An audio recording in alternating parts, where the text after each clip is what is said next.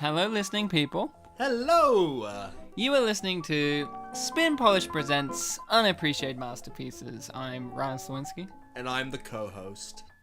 And that's it. You're not getting any introduction, you are. We're called Spit and Polish, likingly because we're always spitting, and we both happen to be Polish, as you could tell by our names.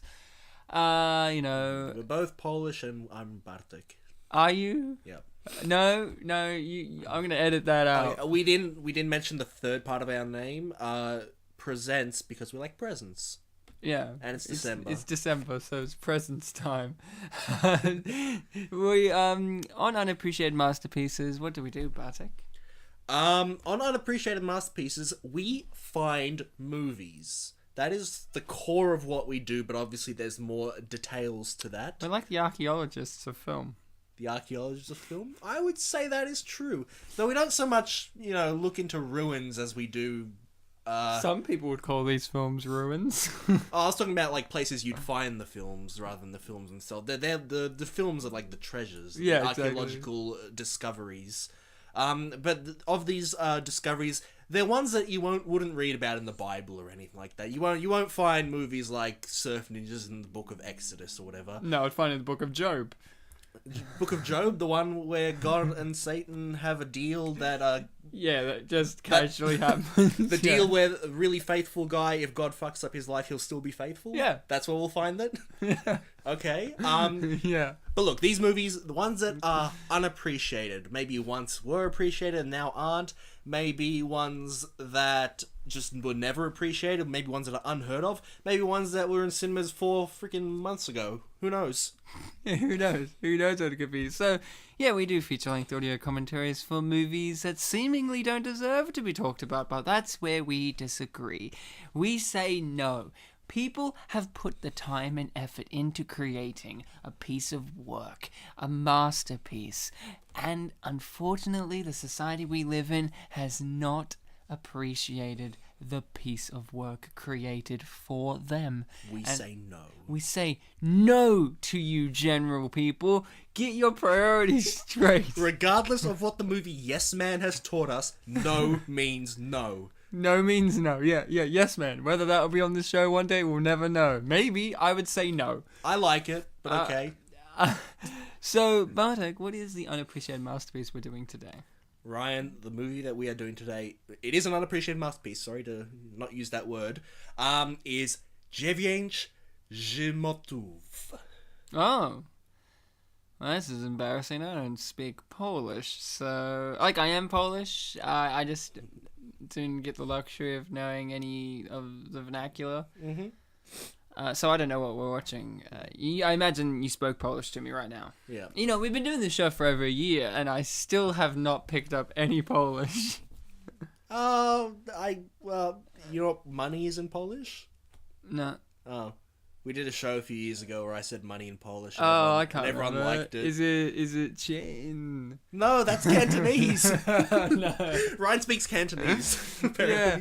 What are we watching? We are watching not 1, not 2, not 3, not 5, not 7, not 6, not 4, but 9 lives. I was about to say you skipped 4, and I was like, "Are we doing 4?" I was referencing something, and then I stopped referencing it, and then I decided to say all the other numbers. So we're watching 9 Lives from 2016. That's right, the dumpster fire that is 2016.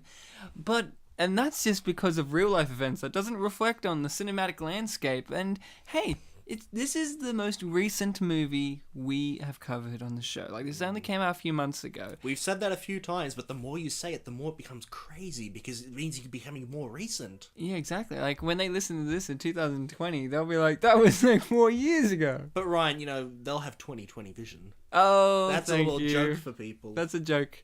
So, if you worked in a cat pun in there, then everything would have been perfect.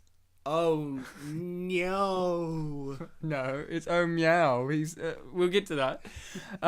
So 9 Lives. Meow mistake. 9 Lives is a 2016 cinematic classic. And now, before we even start the film, let's talk.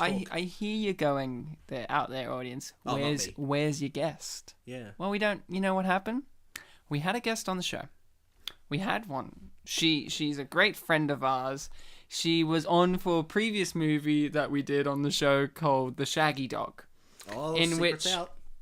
in which Tim Allen turns into a dog in that movie.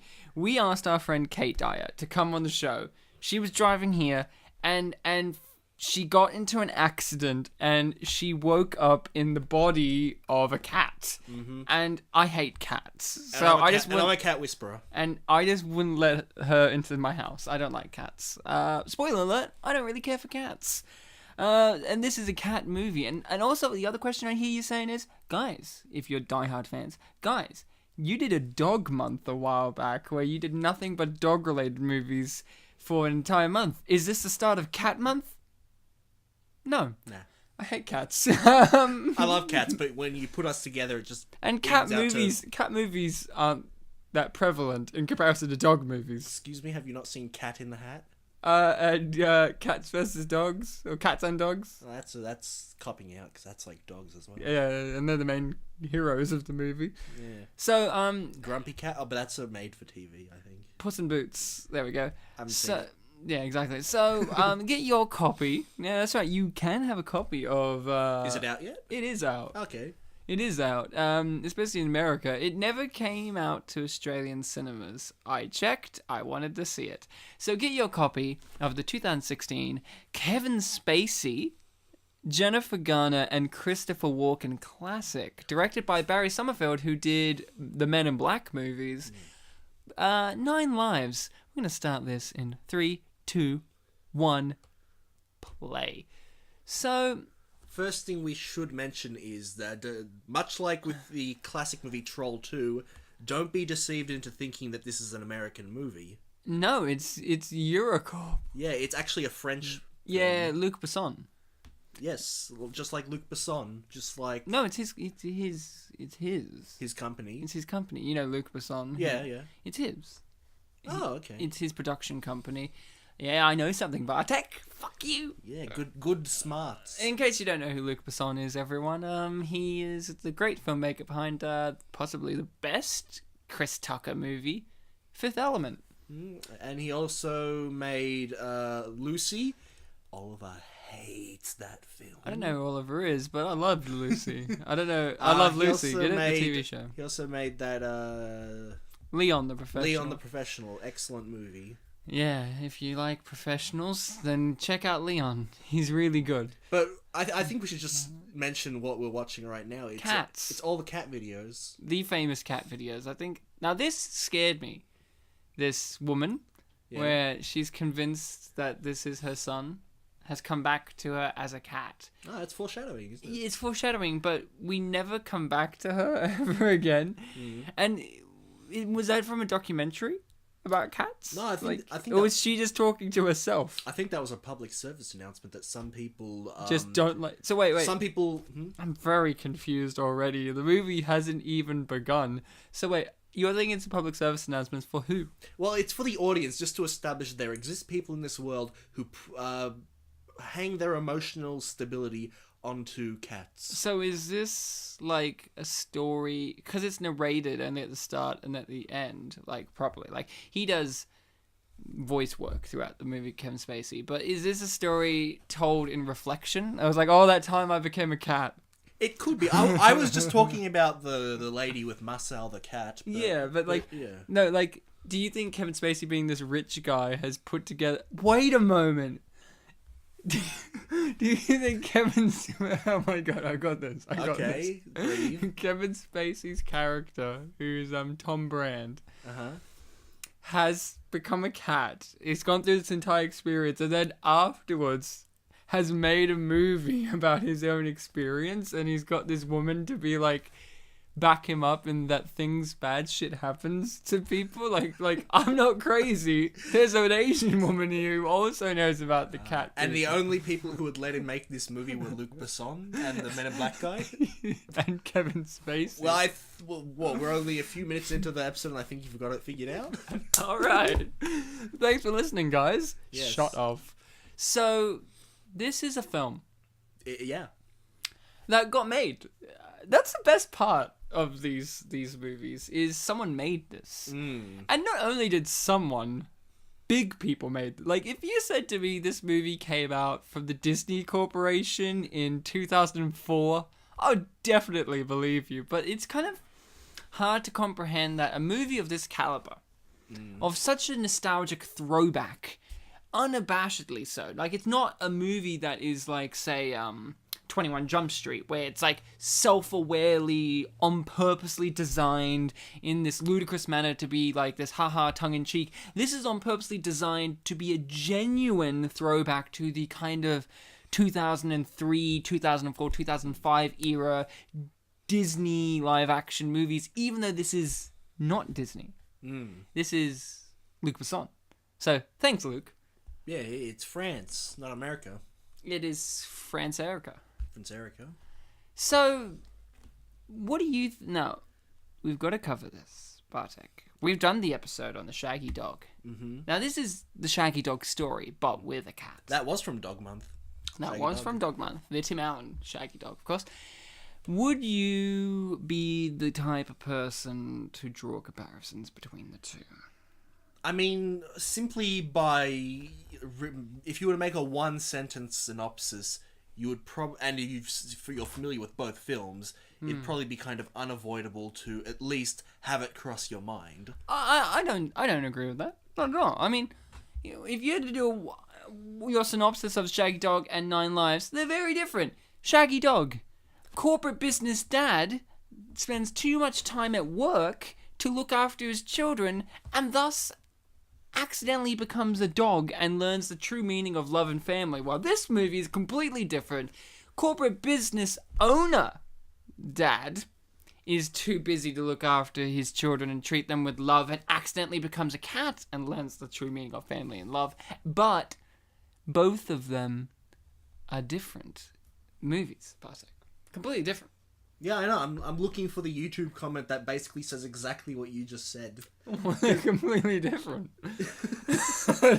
But, so look, one was with Tim Allen, and one's with Oscar-winning actor Kevin Spacey. It's actually very similar to like here. All right. So initial comment: a person commented, "Shaggy Dog much?" And the response was, "What are you talking about?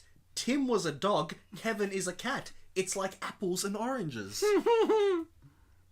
That's exactly what I said. Yeah. It's like cats and dogs. So like I said, what I said was, it wouldn't be crazy to at least think it, but would I actually sell this movie as just being Shaggy Dog again? I would not. This movie has its own identity. This movie is a movie.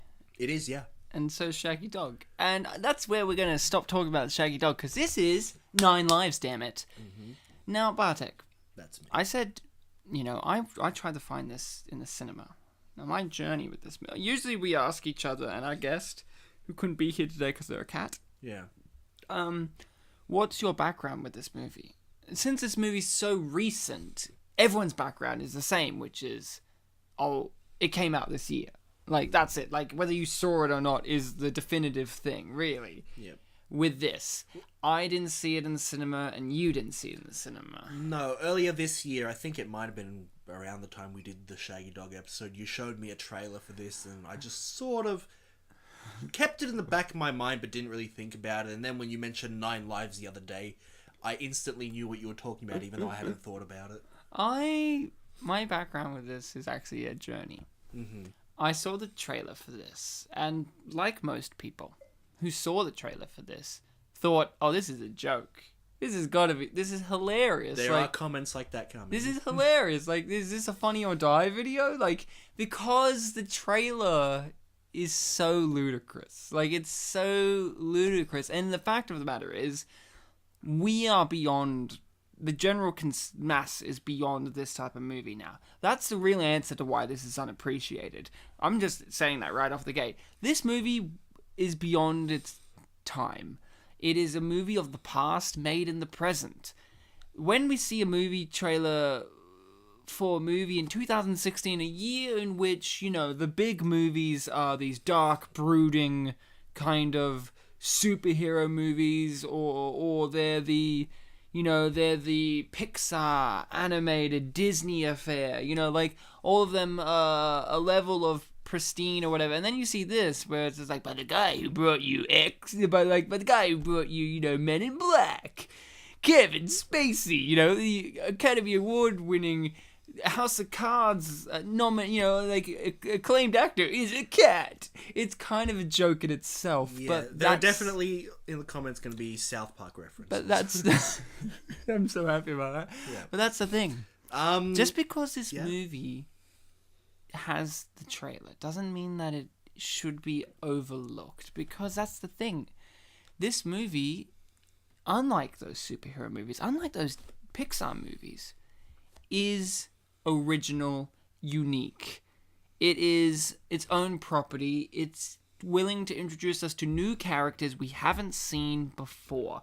This isn't a sequel. This isn't a remake. This is something new, even though it's borrowing and taking a lot of old tropes and cliches and ideas.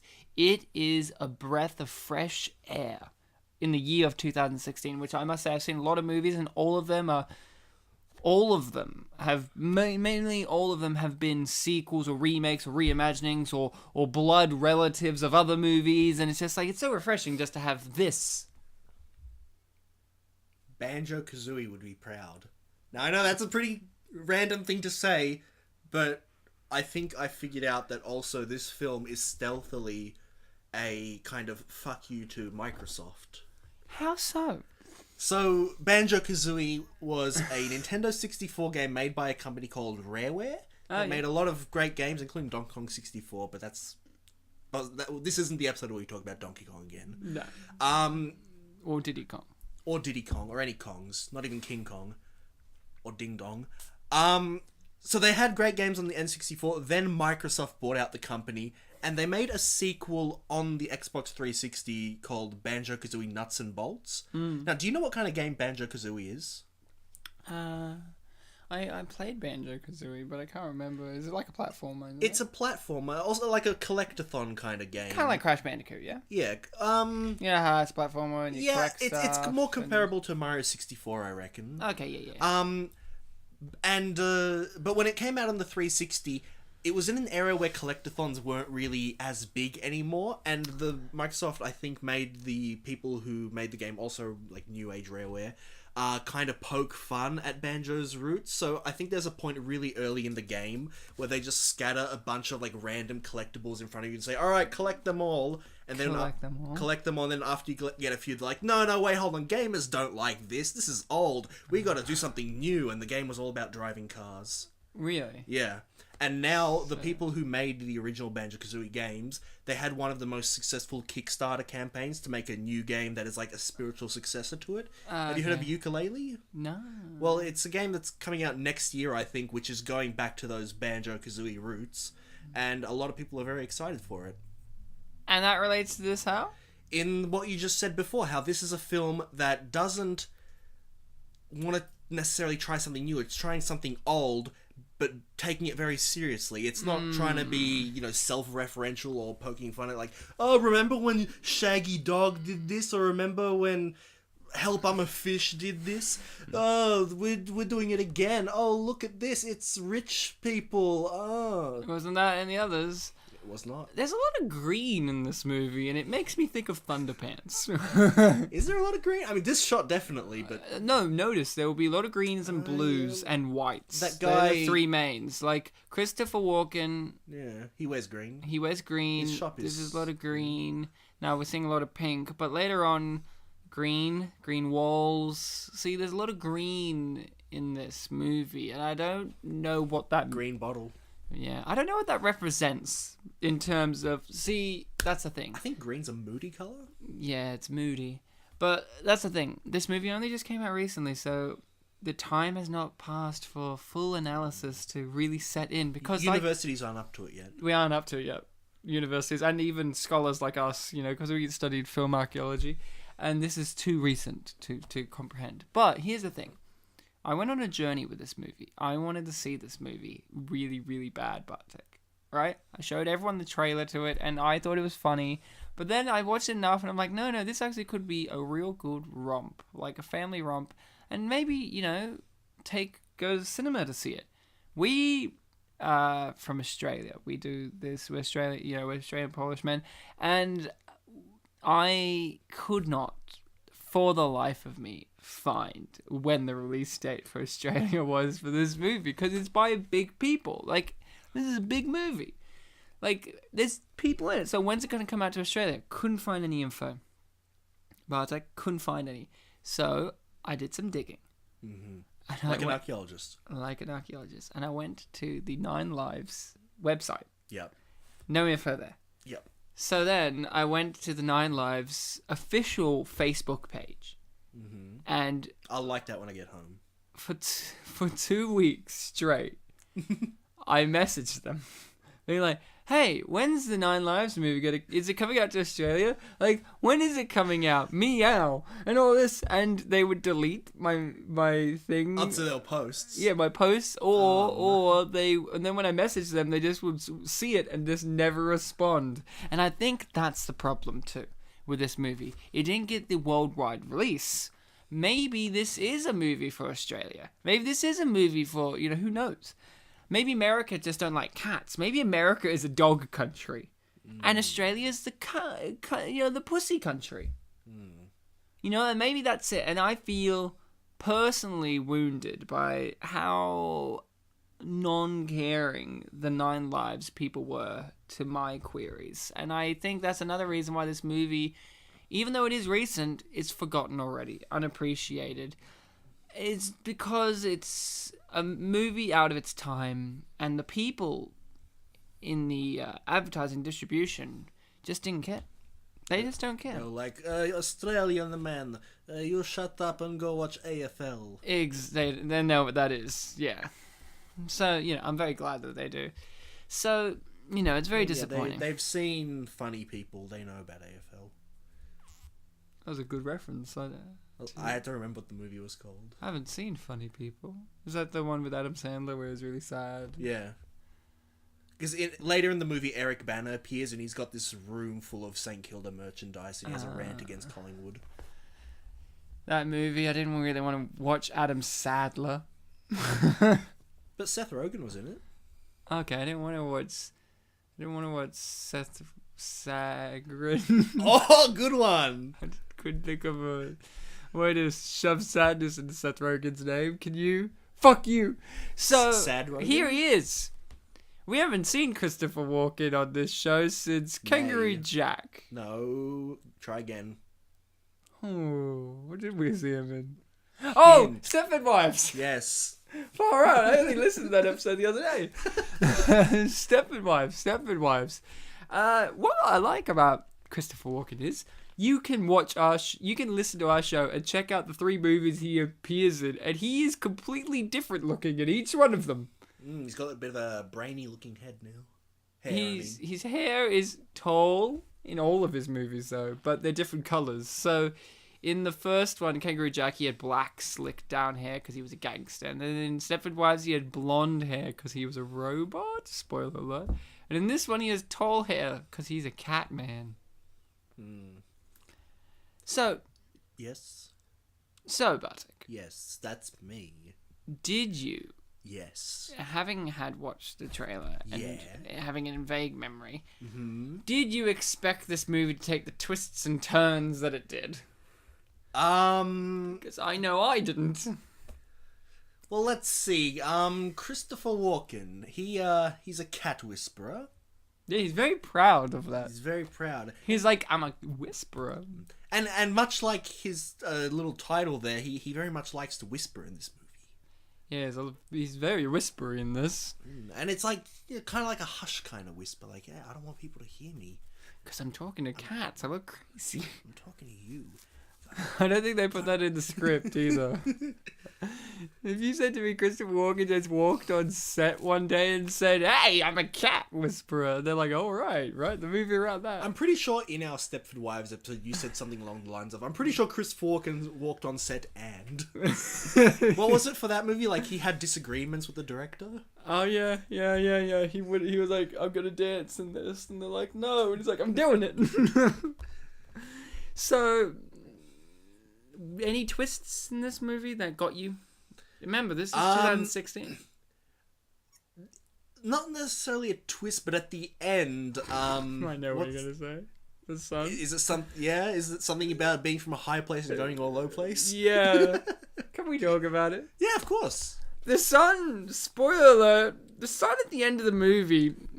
The dad's Kevin Spacey's in a coma and his cat, and the business Firebrand or Fire Brand is being sold off by, like, you know, corporate coup basically, and the son has the ability to save it, but he can't for some reason because bouncers, because he's afraid of bouncers. But in this movie we have opened up with Kevin Spacey. How we first meet him is he's jumping off a plane. And his son is too pussy scared to be, like, jumping off planes with him to parachute. And the movie ends with the son, like, standing over Kevin Spacey's, like, comatose body. And he's, like, seriously upset, the son, like, crying. Like, and the son's a grown man, by the way. Yeah. That he's crying. And he's the most serious acting in the movie, I feel. Like, I felt, like, genuine. And he was just like, I'm going to take that jump. My first and last. He's like really upset and he's like really somber and sad and he's like he's gonna commit suicide, and like the whole sequences that follow are him preparing to die, preparing his things and preparing to kill himself, and Kevin Spacey cat has to decide which child is more important, the daughter or the son. His sad daughter or his son that's about to kill himself. And the son kills himself. But he doesn't? Like, that's the best part. I watched it. I rewound it. On the rooftop, he's standing there. There's several angles, and it's just him in his suit. And he's, like, crying, and then he jumps off. And the cat jumps off, too. This is great filmmaking, see? The cat jumps off, too. Yeah, with a wire, though. With a wire, and somehow catches up to the guy who fell like a minute or two before he did. But the cat falls off, and they're both free falling, and they're both free falling, and they're both looking at each other. And he's like, "Mr. Fussy Pants," and you see in the shot of him falling, he's wearing a parachute. Yeah. But in none of the other shots is he wearing a parachute. Like, not even close. Oh, divine intervention. I like this guy because his teeth are like. Interesting. Yeah, the camera got in nice and close so we could investigate those teeth. I looked at that guy and I'm like, if I comment on him, people are going to call me racist. Why? Those lips were massive. Yeah, they're just begging. Begging for insertion of some sort? What are you talking about? A kiss, you pervert. Insertion of tongue. Wow, you're going to leap straight to tongue. You don't even know the man. Don't you want to lick his teeth? No, I just want to give him soft kissing on the lips. You're already jumping to, like, second date. Wow, Bartek, such a rapist you are. Look, if I could, I'd jump to, you know, dying on our deathbeds. I like Dr. Dreads here. Sounds like a very sinister name, Dr. Dreads. We don't know her name, and she has dreadlocks, and that's all I know of her character is... Well, she wears green in a light green walled room. Yeah, see? Green. Yeah. Now I've pointed out you can't unsee it, can you, Bartek? I could look at her bum. Or the cat. Cat's bum? Oh, well, cat's not facing the right way for me to look at its bum. So she puts it on the trash, might I add. Like, here you go, cat. Sit on the trash. Where you belong. So... Says Ryan. Let's simplify this, Bartek. Okay. Can you sum up the general plot of this movie? We haven't really talked... We kind of talked about it. There was a YouTube comment I didn't include that did sum up the plot. So, what's the basic plot? So, Kevin Spacey's a guy, and he becomes a cat. Yes. The end. Well, he becomes a cat for a reason. There's a reason. Yeah. I don't know what the reason is, but to get out of being a cat, he has to... Die. To die. Well, I mean, it's established that the cat still has like 3 lives left, so he could die. But that's not really brought up again until way later. Basically, he has to make the most of his time as a cat, I guess you could say. Yeah. But much like I mentioned earlier with green being a moody colour, he has problems with his attitude, and I guess you could also say mood. In that he yowls a lot, like, a lot of problems. He's an alcoholic cat. He's got his litter box next to his food, and that's upsetting. That's the best part. I have a whole speech about that. I don't even own a cat, and I know that's not what you do. My favorite part too is she literally goes, "Oh, hey cat that we've just bought, like don't even know, be free in the whole entire house that you don't know. You won't freak out in any way." You've actually got a home break them, like let him explore. Yeah, but like she does it for the whole night.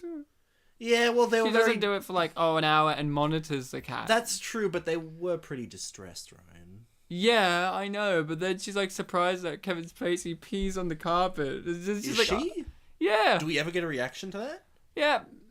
I don't think we do we? Oh, I would imagine there's I imagine there is, but we don't see anything. Fine, but she's like, it pees on the carpet. It's like, what are you expecting to happen? You don't have the kitty litter out until the next day. Well, I don't own a cat, and I feel like a cat owner after this movie, and I think that's a benefit. My cat doesn't have a litter box. Does it just go outside? Mm-hmm. Yeah, they don't have the ability to do that. They live in an apartment complex. Stupid New York. Have backyards. Is this in New York? Isn't it? I think. I'm pretty sure it is. Christopher Walken. Oh, look, a green pen. See? So the plot is Kevin Spacey becomes a cat. Mm-hmm. The cat meows a lot. Has a lot of CGI as well. Not too much. No, that's a real cat. Correct me if I'm wrong, but wasn't there an IMDb trivia point that said that like 70% of this movie is CGI? Yeah, computer generated. Yeah. CG. Yeah, that's not enough, really.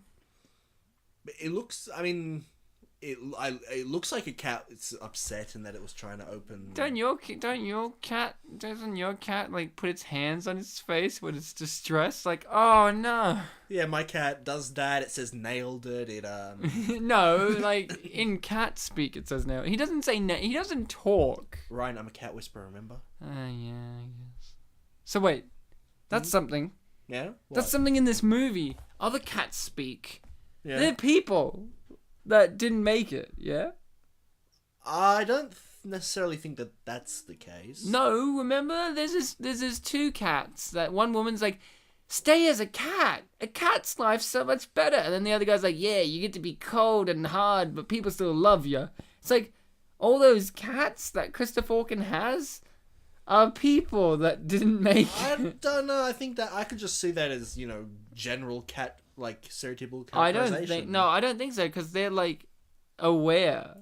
Like, they're like, nah, don't be a human. That sucks. Being a cat. Like, we used to be humans. Now we're cats. No, I didn't get that from them. Oh, you're wrong. No, I don't Christopher Walken performs voodoo magic that we don't actually get an explanation of at any point. At least in the Shaggy Dog. I told you we were not going to do anymore, but that had a reason.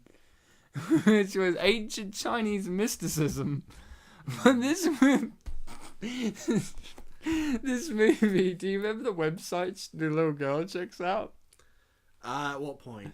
At several points throughout the movie. Was it on the, tablet. On the bus or something she looked at it? She was doing it in the house on the bus. He's like, are you figuring this out? The site she goes to figure this out is catmysticism.com. And I'm like, that's my favorite website. I gotta look it up. At one point when I was watching this movie, I decided to sit a bit further away from the screen because I have a more comfortable seat.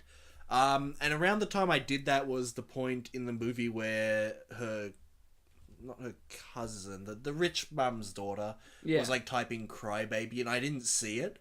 So I just saw it was a shot of her typing, and I couldn't make out the words. All of a sudden, the cat freaks out. I'm like, whoa, and I have to rewind. Yeah, because the daughter's the stepsister, I guess, is what you would call. I don't know. What do you call that girl? I don't think there's any relation. No. It's her. Oh, no. It's her dad's ex-wife's daughter. Yeah. What do you call those people? Do you call them anything? So is that girl Kevin Spacey's daughter? No. No, then there wouldn't be a relation. There's no mutual parent. Yeah, but what's the title? What would she call her though? Just her name. There's no family relation. Yeah. I guess.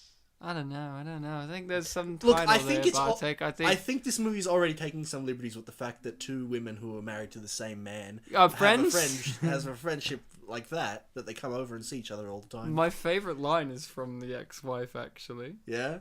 Well, one of my favorites. Well, she's very snarky. Other than nailed it, which is great. It's going to catch on. I liked, I got divorced. The day I got divorced, it was the happiest day of my life, and I want that happiness for you. Now, Bartek, if you were sitting in your house and you heard your cat making this much noise and ruckus, would you get out of bed to check? Well, my cat... Look, the only time I ever hear this type of noise is... When it's fighting another cat. Is when something's going on in the backyard and my window is right at the backyard. But you would get up, yeah? I always get up. Sometimes I grab a hockey stick. If there's a light source, I take it with me. I go out there and I see what's going on. Most times, my cat just runs inside. Twice, it's had like a really fluffy like tail to be like, oh, I'm shocked. But yeah, I always check because I never know what's going on. Is that what cat owners do? It's what we do because there used to be this like nasty grey cat ages and ages ago who would terrorize. It's dead. Our cat. I don't know what happened to it. You got Kevin Spacey. Our cat and our back neighbour's cat. So we'd always like check up on the cats. So you would get up and check. You wouldn't wait till the next. You wouldn't wait till the next morning like Jennifer Garner. No, I would not. Jennifer Garner didn't get up out of bed to check. Yeah, but she's acting as a cat owner. I am a cat owner. Oh, so you think it's the actress's fault, not the writing? She could have done a little better, but you know what? She gives us something else. Is cat food like that? We feed our cat biscuits. We don't feed it like that kind of food. Do you think that kind of food's worse? Worse in what way? Than biscuits. Like tasting or what? Either. In any way, shape or form? Yeah. Be general. You're a cat owner. I don't like cats. I would feed them sadness. Well, our cat likes biscuits, so we give it biscuits. Plus, it's not like stuffed. It doesn't. If it's on the floor, we can just pick it up and throw it away. There's your litter box right next to your food and water. For the D. Organic Valley. Now, Ryan, every time you see something like that, it comes back later in the film. What, the litter box or the Organic Valley? When something's established, it comes back. Good morning, Mummy, Daddy. Mommy, Daddy. Morning. Because they're mourning the fact that he might be dead. Well, there is a U up there that they could have used. Yeah. So, is this an attractive cat? Like, do you think it's a cute cat? I think I'm not as into the fluffy kind of cats like that, but I guess it is. Yeah, he's alright. A lot of the YouTube comments thought it was cute, and you know what? Yeah, I reckon it's cute. I reckon it's cute. I'm not much for cats, but it looks like Kevin Spacey is a cat. One thing that kind of got me was, the bowl says Mr. Fuzzy Pants. But why is it pink? What? But why is the bowl pink if it's a boy cat? No, I didn't care about that at all. Oh, okay, fine. No, the thing is, would you want to name your pet just because a name is around? You don't want to come up with one of your own? Ah, Bartek. Some people just call their dog Spot and just give up. I mean, a friend of mine, Joel, who I've mentioned at one episode or another, I think it was... Is he the scientist? Oliver's the scientist. Joel has some health science. So what does Joel name his animal? His cat is named Socks because on its feet it's got like distinctly white, but the rest of it isn't white. Oh. And I thought, you know what? I like that. It's like an observation of something that this cat has. My mum and dad had a cat once. They named Rocky. You want to know why? It was a stoner. No. No? Why? What do you mean? It's rock stones. Oh, no. When they first saw him, he was curled up on the side of the road and they thought he was a rock. Like he was that kind of brownish grey. And he was big, so they thought he was this big rock. Like, he just blended perfectly into He camouflaged. Apparently Rocky was a dick. Who would have guessed cats be dicks? I like the little touch of if that was CG, it jumping up of like when my cat tries to jump up something, it kind of like weaves a little bit and then jumps. So I like that little touch of realism to that. This is a film about realism. You'll see it again. Look, more green. More green. This film's about greenism. Yeah, look, it's ducking a bit, it's ducking, bam, bam, and then knives. Yeah, I like how all the knives. Not one knife, not one. At the end of this movie, the son commits suicide. Attempts to, fails. What a loser! He had a parachute. He's a man now. He shouldn't have randomly had a parachute. My favourite thing about the end of this movie is the cat doesn't survive. And It doesn't, but that being said, the title actually had some meaning. but here's the best part. At the bottom of the building is a press conference happening, and what's his name? The son lands perfectly dead center, like in front of the microphone. Like, where did the cat land? like they're like, and yes, we're opening this, the second tallest tower in America, and and then they're like, oh, that was a bit odd. Sorry about that. Now let's get back to this, and then the sun lands, and then son's like, I'm so happy. Would he be not standing in cat guts? Well, to be fair, he had a parachute, so maybe he was propelled forward a bit. Nah. So if anything, the cat might be a little bit behind him.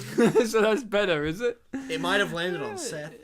Sorry, is it Ian? Ian. Seth Rogen? No, for some reason I thought it was Seth Rogen's in this movie as a dog. Could have been Seth Green, because this movie's green. What, Will Smith's in this? Yes. The Fresh Prince. See, green on the dogs? What is this, Thunderpants? I'm saying it right now. This film is in the same universe as the cinematic classic Thunderpants with Rupert Grint. Are there any fart jokes in this movie? There are. See, that got Bartek to cough. It was that good, my statement. For a second there, I thought the son was Channing Tatum. Really? Just for a second. Like, right now, or just when you watched it? Just now. Tatum. I was like, Channing Tatum? No, that's Robert Amell. He's in the TV show Arrow, I do believe, as Arrow's brother, Bo. Is that true? Yeah, he's his brother, but his name's like Fire Archer. Bow and Arrow? Yeah. All those Green Archer fans are going to be sitting here going, fucking idiot, Bartek. They're like, his name's clearly like, Dimitri. I don't know. Look, I play games where there are brothers named Acro and Bat. I can accept Bow and Arrow. Yeah, it's also a comic book thing, so you can accept it. Like, yeah. This is a movie where the name of the company is Firebrand. You remember why? Because the son came up with it and he liked it. I liked it too. So did I. It's aggressive. The son knows how to be aggressive. Well, branding on its own is See, the cat's aggressive. green and that show. It wasn't green. Don't know what it means. So what does it mean that he had red yarn when red is the opposite of green? Well, red's his color, Firebrand.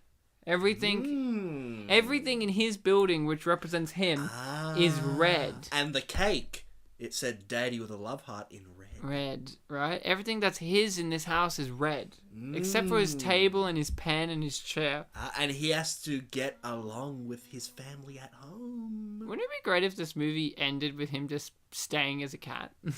And they're like, oh, and she has to like, the wife has to like remarry the cat.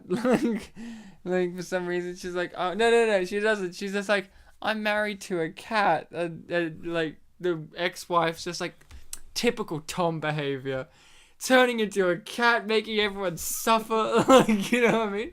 This shot was great. Blue. Well, Ryan, that was hilarious. That was real. Like that was really, really hilarious. Hilarious. There's evidence to support what I'm saying. Oh, there is? Much later in the movie, just before the suicide. Oh, good. Good.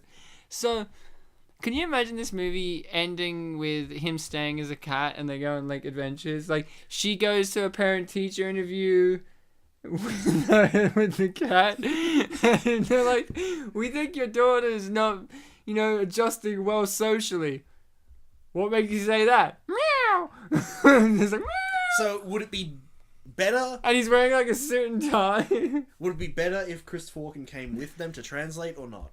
No, on the one hand, it'll be funny because it's meow, but on the other hand, Christopher Walken. No, Christopher. There's two scenarios we could go with. It's just like, no, the dad, he goes by himself. Like, the wife isn't there, and the guy's like... Oh, the wife's too busy for her daughter now. No, the wife's with a real estate agent. Yes. Who turns up for one scene. But let's focus on this scenario. The cat goes by himself. Tom Cat goes by himself. And he's just there in a suit and tie with a watch on. And he lifts it up and he's like, meow!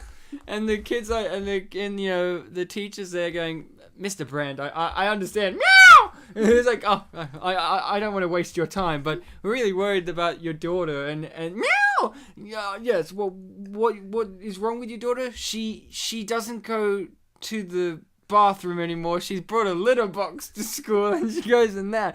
Nailed it. Meow. Yeah, no, he lifts up his paw in a fist, and you just hear in a meowing way. And then the other scene is Christopher Walken sitting there with the cat, and he's just like now translating for him. Like He's finally translating. Like no, like the teacher goes, "There's something wrong with your daughter." Christopher goes, and just goes, meow, meow, meow, meow, meow, and then he's like, meow, and he's like, he said, meow. He's just like this absurd situation. Or we could do that, like Christopher Walken says meow meow meow to him, and he goes, "Why the fuck are you saying meow? You speak English to me." I'd rather a movie in which the dreadlock doctor grabbed Christopher Walken to perform the scientific tests on him to find out how he's so mystical. I think we would all want that for Christopher Walken. I'm not saying that Christopher Walken should be taken away by some doctors and experimented on to find out how he works, but I think we need to do that. We on the show, we really need to delve into Christopher Walken's brain with their surgical gloves. I'm leading to that. The laws of these movies. Like law, not laws. Law. Lore. Because I think the law of this movie is like still like performing murders is wrong. And this is the other shame what we mentioned with being 2016, universities haven't gone to study this film yet. We need to discover whether like the mysticism of this movie has like ties to science, or if it's actually just relating back to like Jean Reno times in Just Visiting, where there actually is magic. And here's the thing, if it is magic, what cultural sensibility type magic is it? Like, is it like, say, Celtic magic, or is it Chinese mysticism? Where does this come? Like, or most likely it could be somewhat Egyptian, because Egyptians and cats, they have a very special relationship with one another. You know, like they're very much connected. So is this really a story about Moses? It might be. With a cat, like. No, yeah, the cat worship thing would be around the time Moses, wouldn't it? Oh yeah, definitely. Yeah. They had cat things. Also, iPad with tablet with the No, it's an iPad. Tom app. Is it? Yeah, it's got an Apple symbol. He has an Apple Watch. Ah, okay. iPad tablet. Yes, she's got that app. I think I've seen it around. You mean The Talking Cat? A Talking Cat. That's another movie that this one gets a lot of comparisons to. Did you find that? I've seen a quote-unquote review of it, like a video of a guy on YouTube, like, riffing on it a bit. Oh, on A Talking Cat. Yes, A Talking Cat, question mark. No, I meant this movie obviously draws a lot of comparisons to that, but that is because they're both kind of recent-ish movies about with talking cats. With cats that talk, except for this movie doesn't have a cat that talks. He meows. And this is something I wanted to ask you, Bartek. Meowing. Does it sound like that? There are a lot of stock meows in this movie, which my cat at least doesn't really do those kind of meows. Different type of cat. Yeah. I genuinely believe, and this is unknown, cannot confirm, I didn't read every single person's role in the credits, but I honestly believe that there may be some cat stock noises, but I believe they hired a voice actor and they said, make cat noises. And he just sat there for a day and just was like, okay, this is a scene in which the daughter is being bullied by the other girl. Do your job. And he's just like, okay, think, man, think. She's getting bullied. How would a cat make a noise about this? This guy gets to improvise. Yeah. No, he has to get the tone right. Like, he has to figure out, like, how we do as actors, where it's like, okay, what's the best kind of way to get this across with what I've given? So he gets, like, cat, so he just goes, okay, girl's being bullied, right? Man, you gotta nail this. This is, like, 2016. Big film. Perfect, nailed it. That's the Nailed it! And that's where they got that from. They just heard that guy, after each take, he goes, nailed it. And then Kevin Spacey's like, I like that. I'm gonna use that. Who was it that in like season 1 of South Park, they got in to do like Cartman's cat's voices. Was it like Conan O'Brien or something? Yeah. They got Clooney to do the dog, but I think they got Conan for the cat. And apparently it was just a case of bringing them in like one day and just having them record a bunch of different cat noises or dog noises. Yeah, that's right. Meow. I think this person is a professional in the industry of cat noises because I believed that it was a real cat noise. I'm not a cat. And the twist, it was Bruce Cook. No, the twist would be it's actually Kevin Spacey. Oh, so they didn't have to bring him in one Exactly. Day. They didn't. He was already there. He was already there. like Kevin, your contract's not up. And he's like, what do you mean? I filmed all the scenes, did all the narrations. Oh, I don't know. And they put like a cat collar on him. And he's like, and he goes, no. And they're like, no, say meow. Oh. Meow. You went a different direction to what I thought you would. I thought he'd be like, you put the cat collar on and he's like, I understand. And he transforms into a cat. No, he doesn't physically transform. He just repositions his body into the posture of a cat, like Kevin Spacey just sits down like a Tim cat. Allen in The Shaggy Dog, where he became like a human dog.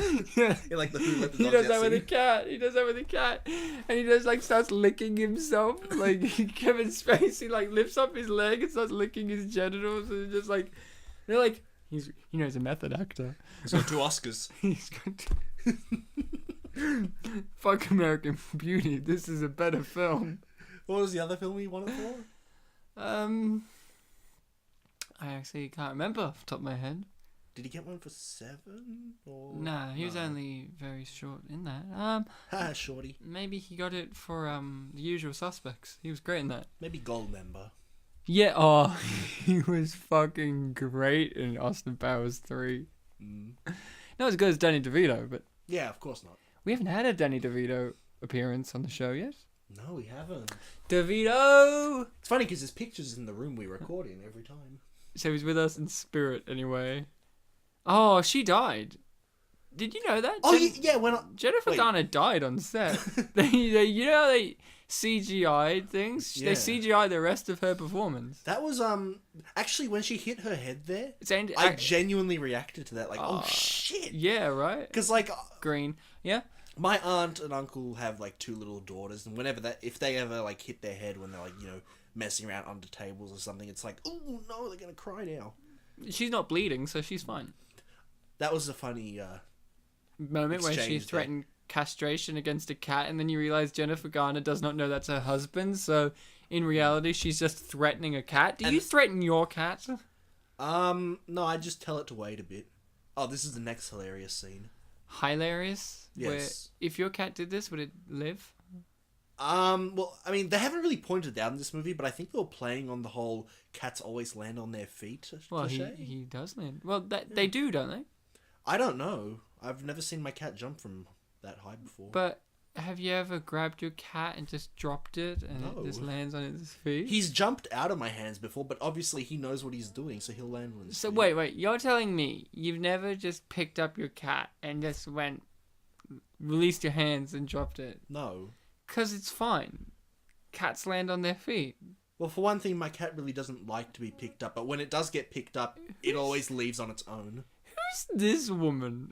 Yeah. Wasn't she like from some company that's Goldman Sachs. Well, that's a bank, isn't it? Yeah, but I think he's like the Goldman Sachs. Yeah, I think they're like buying the company. Yeah, and you got Goldman Sachs.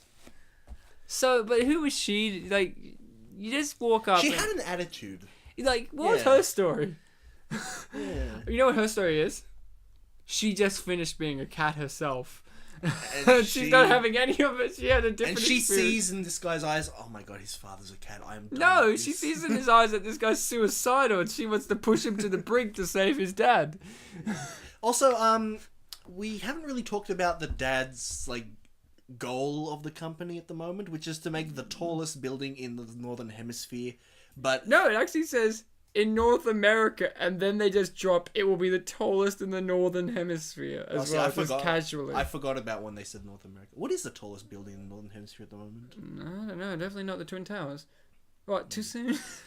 Oh, yeah, Ryan, it's been 15 years, almost 16, so, you know. Too soon. How dare you? I'm a bad man. Sorry about that.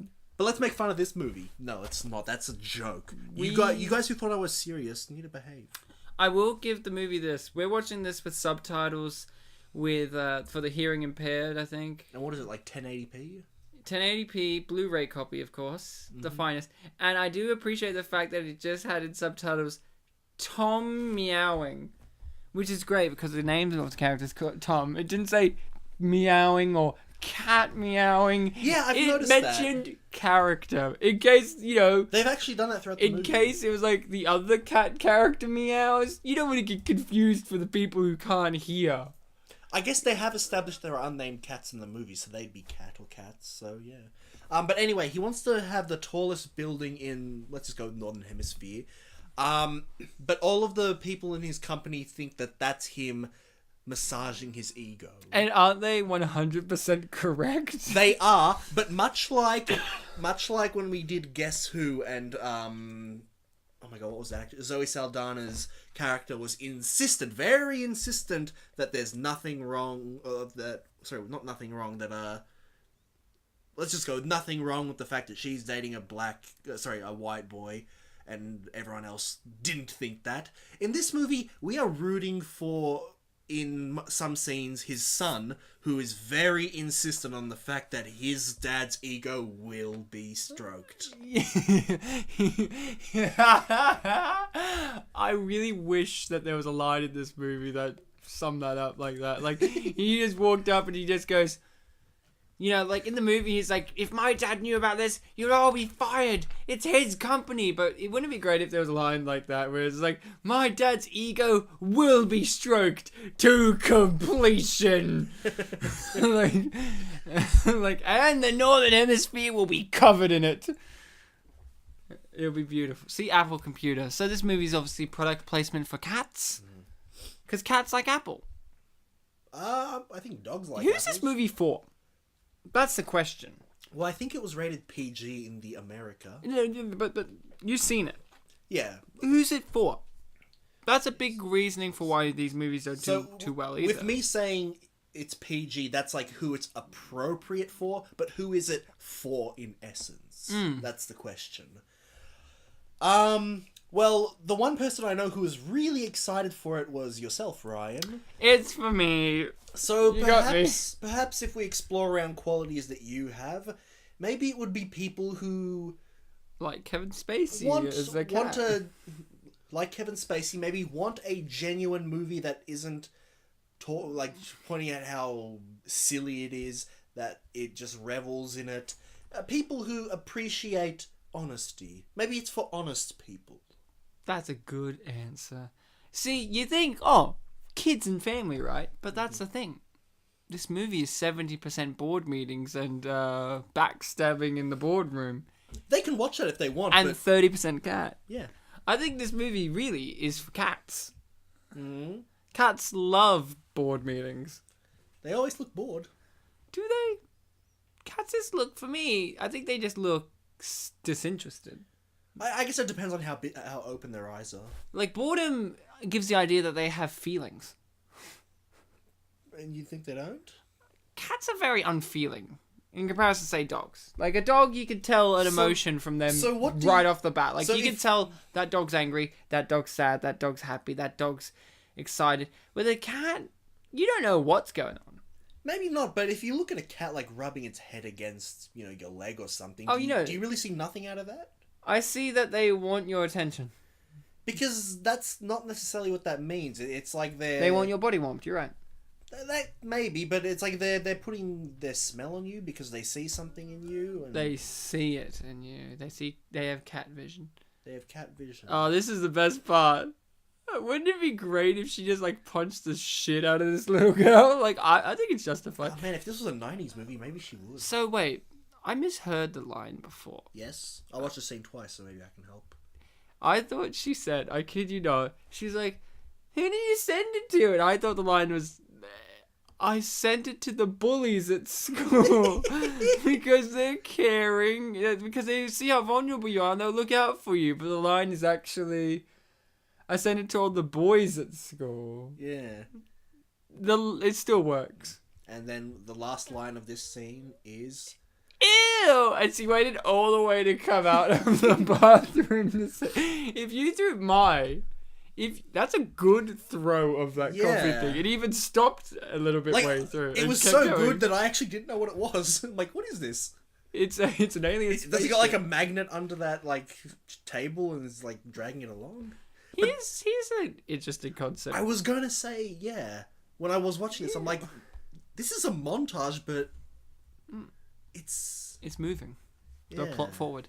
My idea you know what I think is problem with these type of movies is they don't add anything new to each other. Like, that's the complaint. Like I said, we wouldn't talk about Shaggy Dog too much, but like this and the Shaggy Dog are very similar in terms of things, but they've just changed the animal, right? It's always a corporate dad learning a lesson, like, and I feel like you could add something new to this mythos of the becoming an animal and learning a lesson, say. And I think an interesting thing would be, maybe you don't have to have it as a family movie. Like, you've had a quintessential movie that's of the same oak as this, same ilk or whatever it is, but different, is The Fly. A guy becomes a fly. In the end, spoiler alert, he dies, but he learns something through that experience, whether it's good or bad. Like, he learns in the Jeff Goldblum one, he becomes worse as an individual, but like, it's like, don't mess with, don't become God kind of thing, right? Here it is. Cat mysticism. I would like a movie in which, hey, Kevin Spacey's a cat, but wouldn't it be great is the longer he stays a cat, the less human he becomes and more cat he becomes. So like that's what this is kind of playing on, but I like it to go further. Like, not only does he like the cat food, but guess what? Now he can't read things. Like, you know what I mean? Wouldn't that be interesting? Like, the idea of him being in this cat body for a longest, period of time skews his humanity, and he has to kind of relearn. So, like, taking it a step further than the Shaggy Dog took it, because it kind of went down that route. A little. Yeah. A little. Like, he didn't know, but with the Shaggy Dog, that's the thing. He switched in and out of being human. He didn't just stay a dog for... Yeah, but at the last shot of the movie is him catching a frisbee as a human. Yeah, but that's because he still had dog DNA. Oh, that's right. Yeah, he was injected. It wasn't magic. It wasn't magic. It was like super science. Super science / mysticism. Yeah. But in this movie, wouldn't it be great if it was there's another difference, yeah. Wouldn't it be great if this movie, that would be an interesting thing. Like, maybe he doesn't even recognize what he looks like anymore. You know what I mean? And this movie raises an interesting question, which it never answered, which is, does that mean the cat's in my body? Yeah. And didn't he come up with that when he was drunk? Yeah. Yeah. So wouldn't it be great if Kevin Spacey woke up and he was a cat? And then we watched the movie with Kevin Spacey as a cat. But guess what? I was surprised that we never saw human Kevin Spacey as the cat. And he's licking his genitals, and he's wearing a collar, and he's a better dad. Yeah. Because at least he's at home. Yeah. Yeah, and he's house trained. Yeah.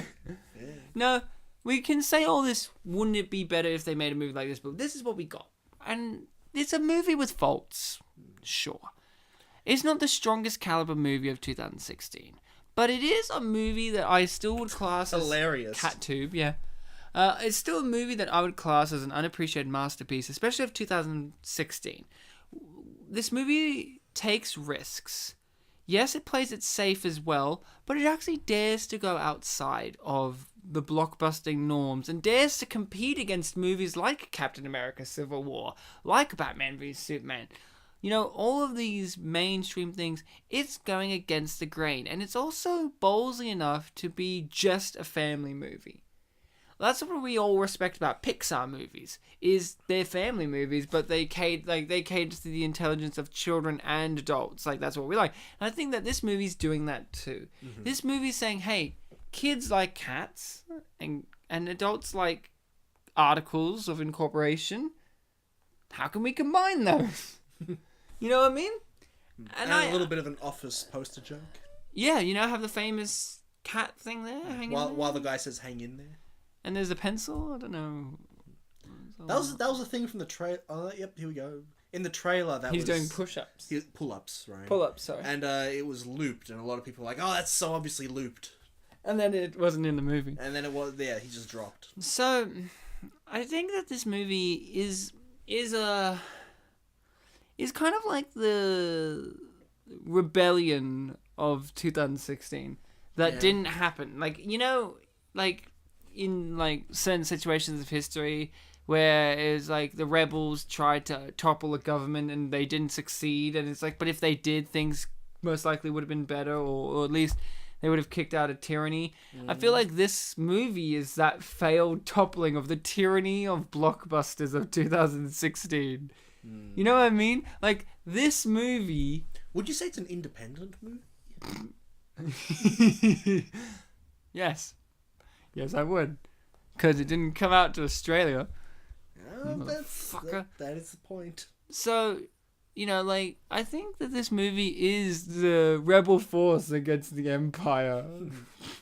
What was one of the highest grossing movies of the year so far? Like Civil War. Civil War? What did Suicide Squad do? That was... Didn't this come out at the exact same time? Yeah, it was within the... Suicide Squad was within the top 10. I think it was like number 7. But like of the year... movies, so. No, of blockbusters this year. Number 2 was Finding Dory worldwide. Okay. That was like just under Civil War. But, you know, this movie, did it make it up there? No, it didn't. And that's unfortunate. It's by an acclaimed director with an acclaimed cast and Luc Besson. I don't know. Yeah, Luc Besson's got a little seat near the top of the group. Yeah, it's a little seat with a baguette on it, and Jean Reno visits him sometimes. Jean Reno would have been great in this movie. Would have been. Just to let everyone know, Jean Reno was Leon, the professional. No. Jean Reno wasn't just visiting, and that was his highest grossing feature. Well, yeah, the character that he played... Sorry, he in Just Visiting was acting as Leon the professional. You know what I like about Dr. Dreads here? I swear in the scenes we had with her previously, her dreads were not dyed, like, didn't have the orange in there, so I was like, did she get that done in between? Maybe it was a lighting thing. Well, they were green before, you got me there. We haven't even talked about the antagonist of the movie very much. What do you think of the antagonist of 9 Lives? He's very much on levels of antagonism, a corporate kind.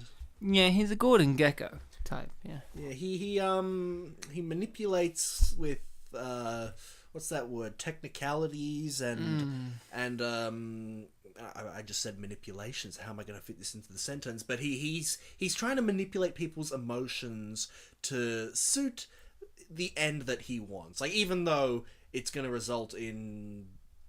What is the son's name? I've forgotten. Robbie Amell.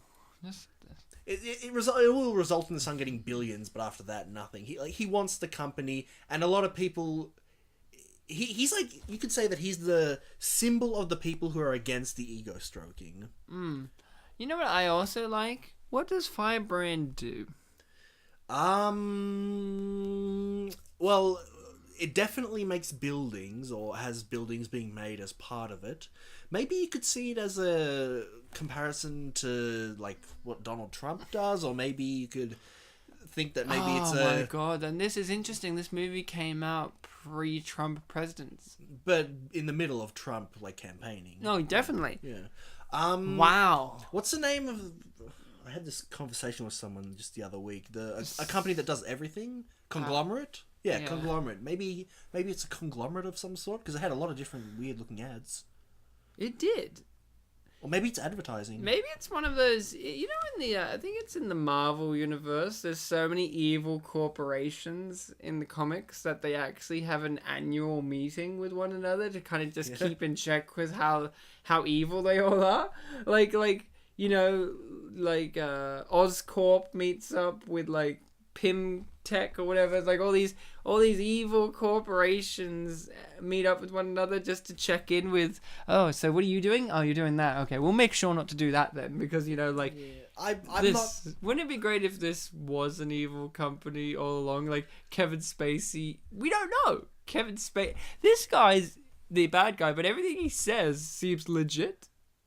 Like, other than the fact that he tries to, like, murder people. Yeah, and the fact that he wants them to be pessimistic, I guess? realistic. Well, pessimistic in the sense that, like, there is hope that he will wake up, but he's saying, fuck it, just let him Die. die, yeah. But, you know, like, he knows that this company is going to fall under the wayside with Kevin Spacey in charge, because Kevin Spacey seems inept. Yes, and he also has bouncers. This guy has bouncers. And you know what Robbie Amell has? Evidence. And that's not enough. Yep. You know what? I did notice in the opening credits there was someone with the last name Hayes. Are you saying it's Isaac Hayes' son? Hey, you said the evidence. I just Was said it that was paramedic guy at the start with the teeth and the lips that you just want to kiss? Well, the teeth as well, and the tongue. Get it right, Ryan. And the cock. You think with a name that begins with R, you could be alright.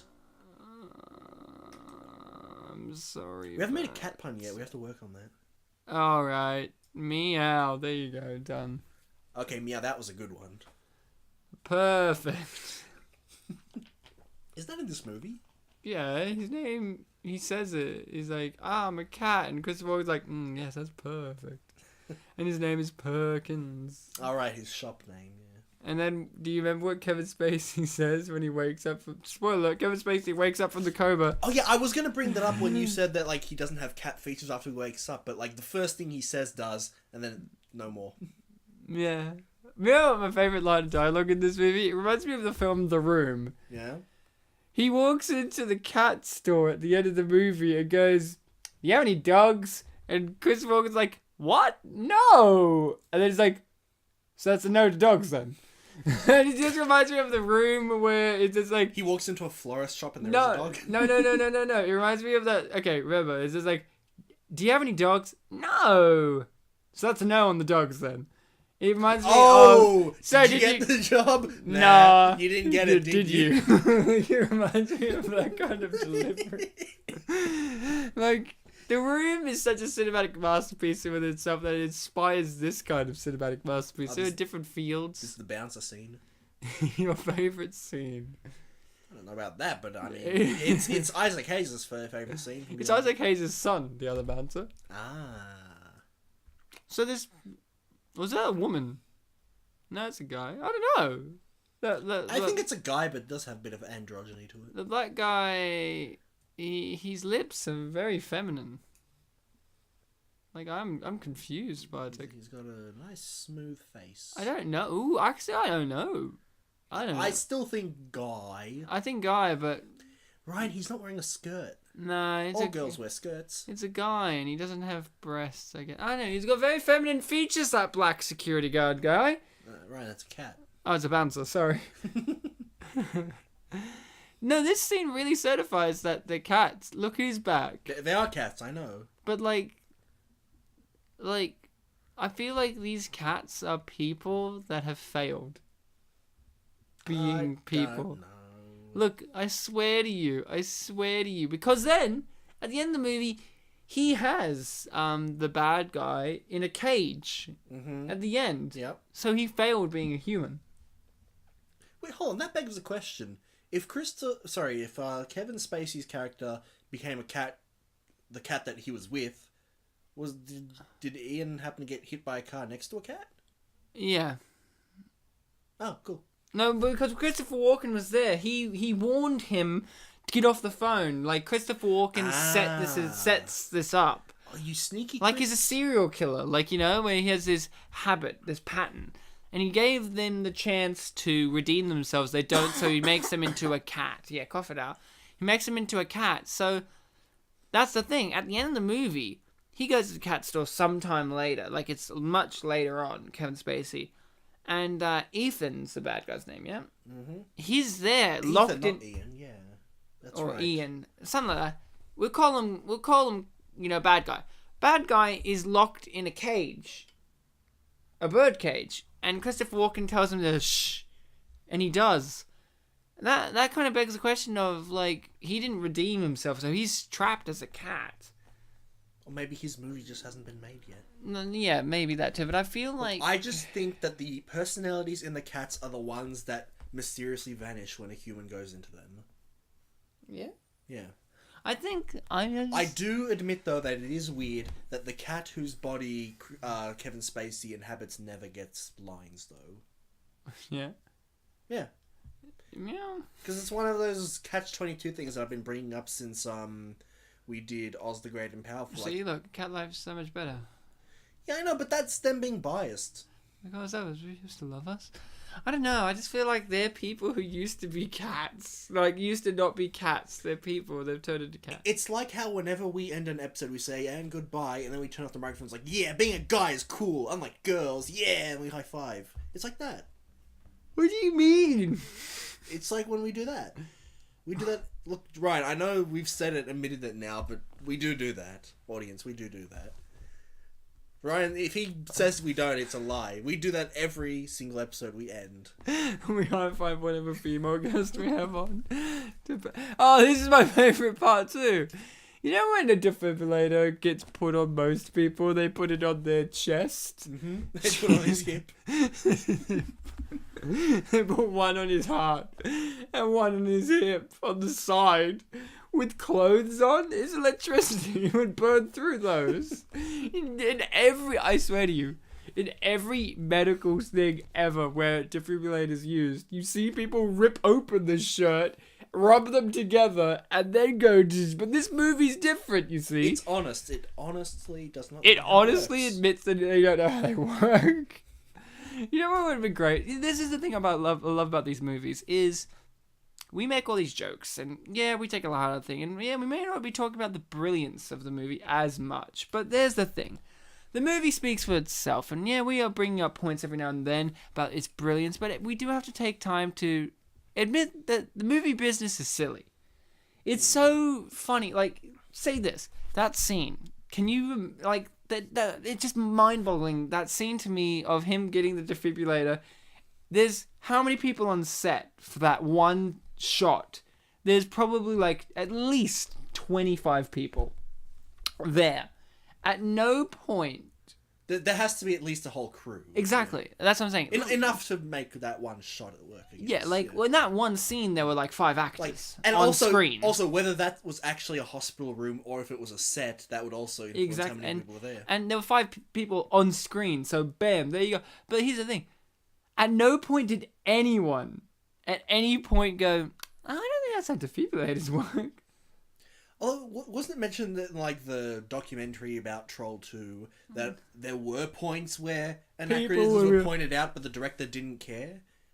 Like, when George Hardy mentioned, like, alright, you have me grab this fire extinguisher that happens to be there, but my character never acknowledges it. He just runs straight for it. Like, why would he know it's there? And he's like, it's fine, because I wrote this movie, it'll be fine. Yeah. Or something like that. Like, so you're saying this is that? It could be what you're saying, that people just all didn't know, or it could be that the actors knew, but the crew didn't care. I'd like to live in an idealistic world in which 25 people don't know how a defibrillator works, then one sole person standing up and saying, this is not how they work, and then be like, fuck you, we don't care. This is how we do it. I like to be an optimist, Bartek. Yeah, you know what they call me? Soft hay optimistic Ryan. Prime. But I like to be funny. Oh, is this the scene where he's going to commit suicide?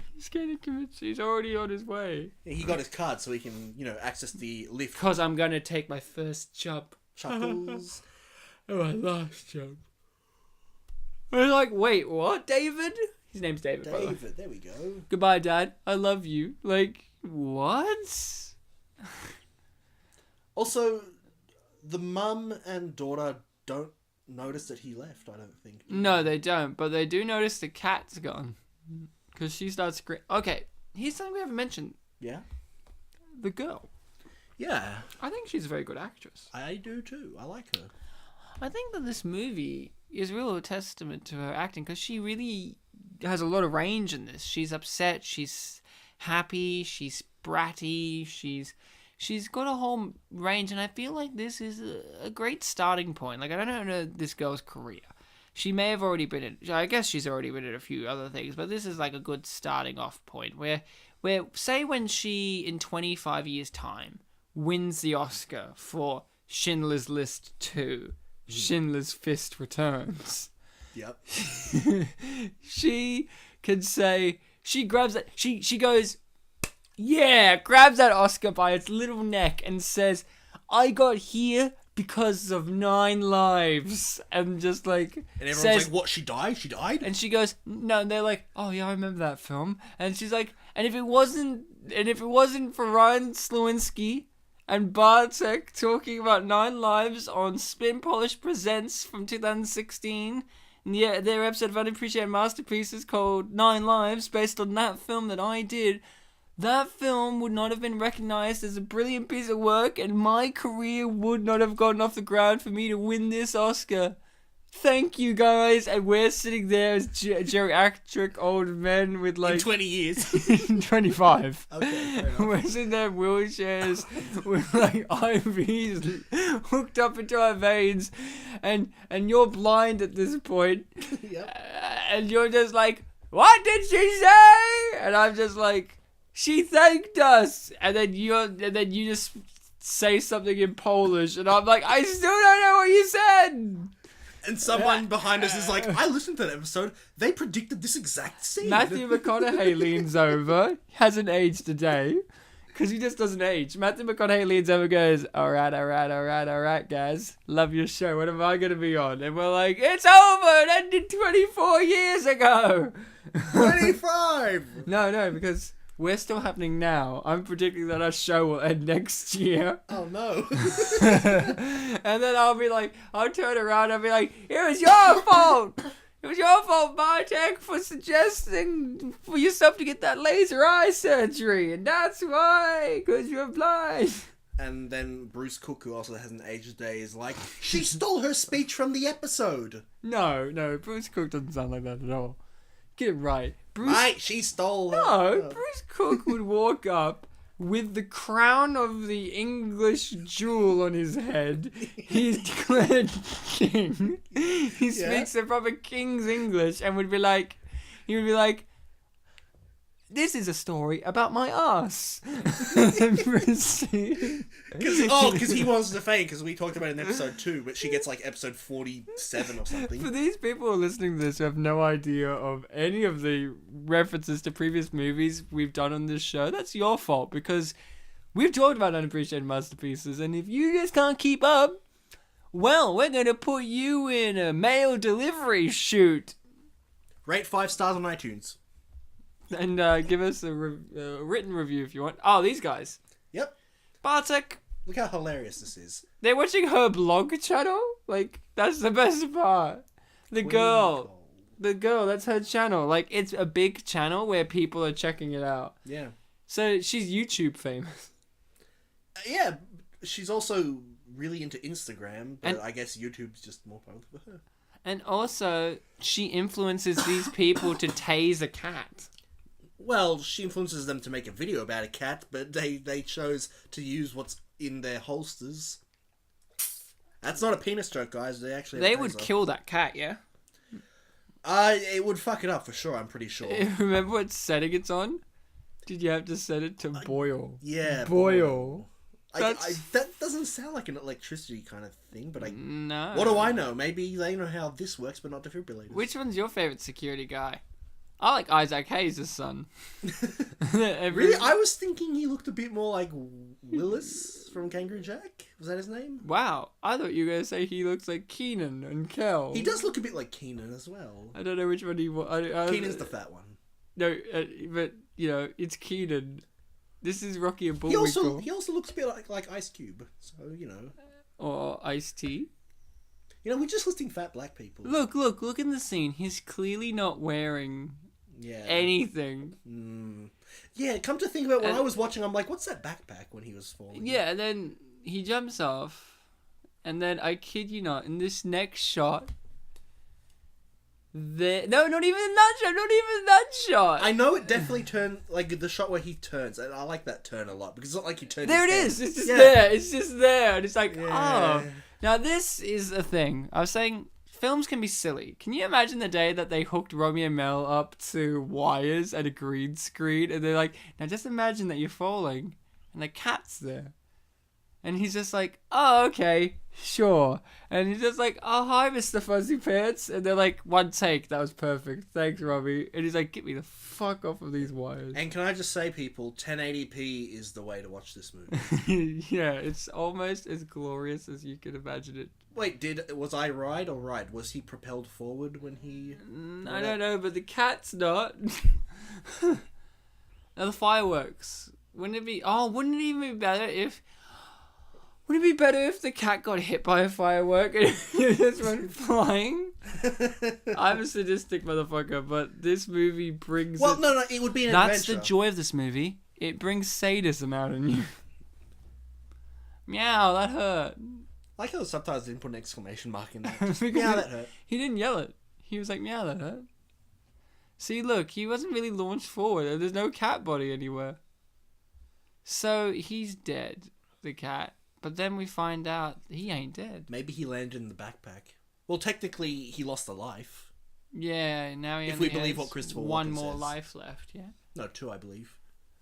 For some reason, the cat, he said that it lost 7 lives, so it's on its second last Yeah, one. what was that about? Yeah. For a movie called 9 Lives, they don't really, Maybe dwell this on is it. like the 9th film and the lives...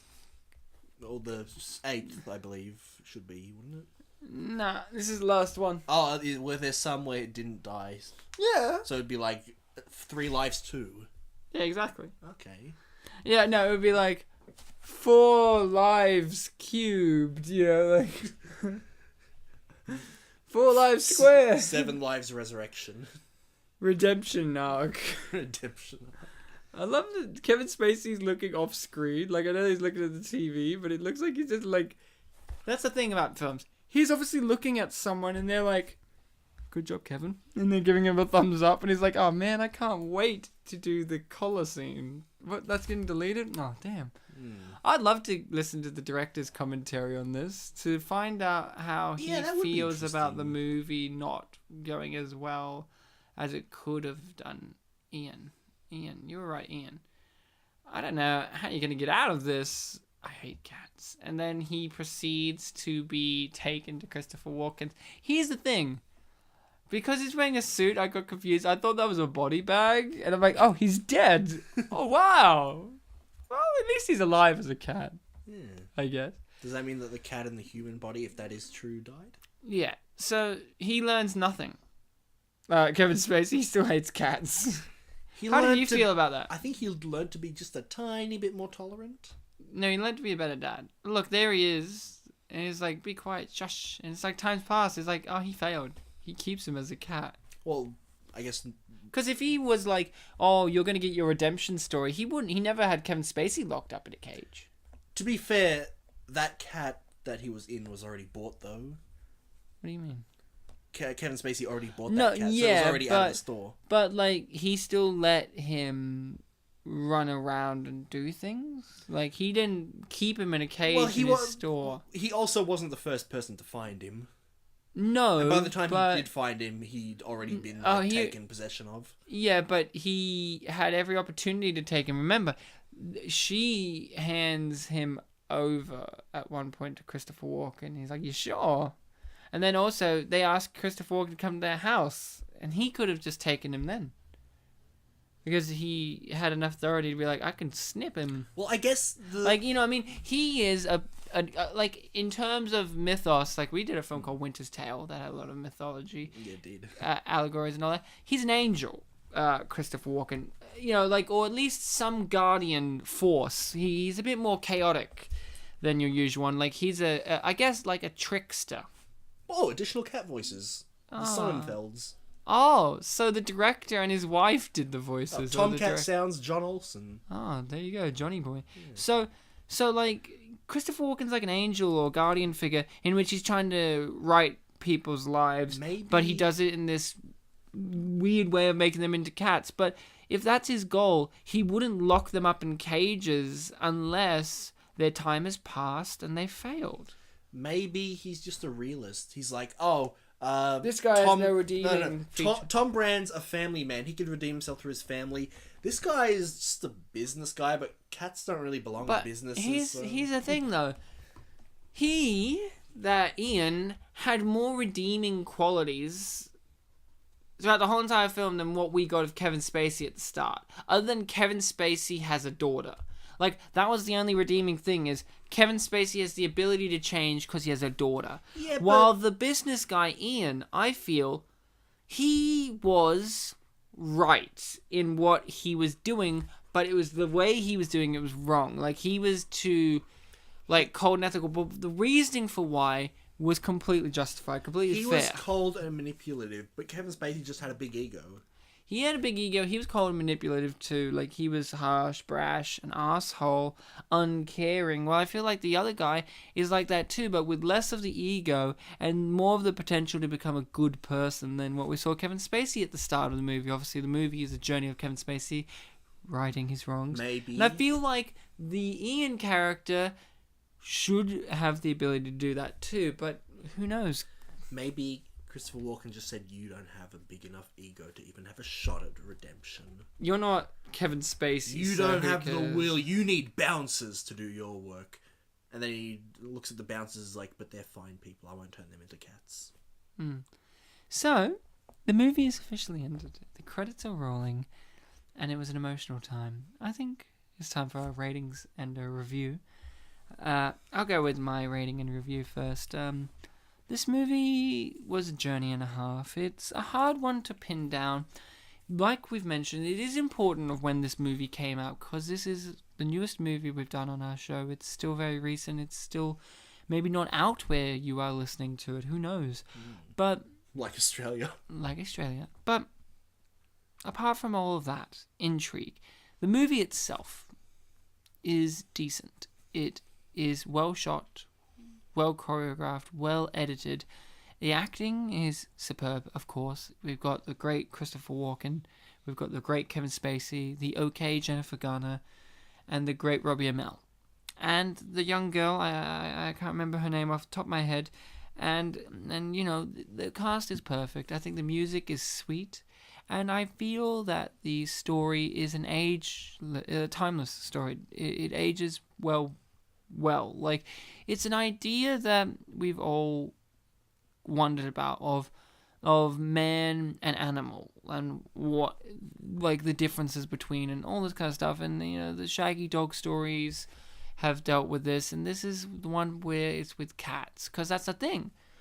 I think it's easy to say, Bartek, you're a cat owner, but I think it's easy to say humanity as a whole kind of, you know, project... Man's best friend. Man's best friend is dog. Yeah. And that's because dogs, like I said, you can project so much onto dogs. Like, you understand a dog more than you can understand a cat. And I think that this movie is dealing with something interesting by making it a cat and having Kevin Spacey as a cat, because Kevin Spacey, as an actor, is usually cast as cold, calculating, and unfeeling, or you don't know what his intentions are a lot of the time as a character, Kevin Spacey's characters. And that's what a cat is a lot of the time, you know, stereotypically, you know, worldwide, you know, like, cats are usually, like, unpredictable. You can't relate to them as, for, you know, not saying anything against cat people, but, like, you know, dogs are characterizations of cats tend to not be as friendly as characterizations of dogs. Exactly. And I think Kevin Spacey being cast as that is They've got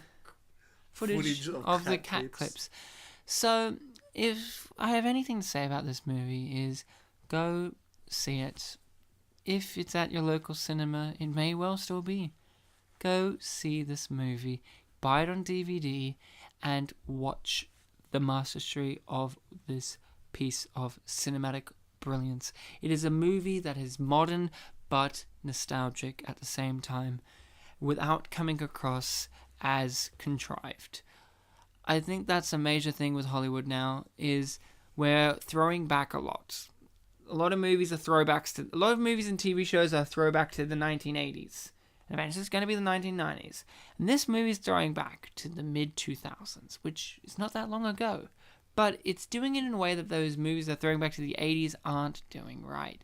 It's doing it whilst also standing on its own 2 feet. Or pause. No.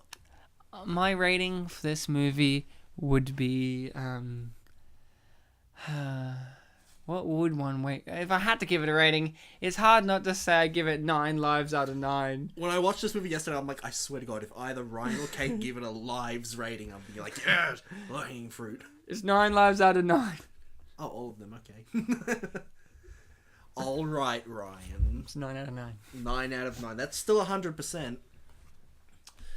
My feelings on this movie, very similar. I like the fact that it was just straight to the point. This is what the movie is. Yeah, you've heard of it, but we're doing it again. And whether you like it or not, people will watch it. People liked it. Some people liked it, as we'll find out very soon, I'm sure. This movie, it has a lot of elements to it that you might not see with the naked eye. Like, well, Ryan's review right there was saying kind of the things you can see about it, but as we've discussed in this episode, there are a lot of conversation points of what exactly is going on in the meat of the matter, such as what is the deal with the lore of this movie. Obviously there's magic there, but is there a scientific element there? There's also the metaphors we can find in this movie, like the one that I brilliantly and handsomely calculated earlier with Rareware versus Microsoft in the Banjo-Kazooie series. Yeah, that felt really smooth. And handsome.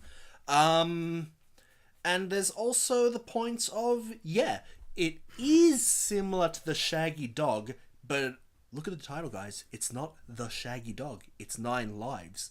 And the Shaggy Dog, 9 Lives. Those are two elements that refer to animals that are not alike. Cats and dogs. This guy in this movie was Kevin Spacey. The guy in that movie was Tim Allen.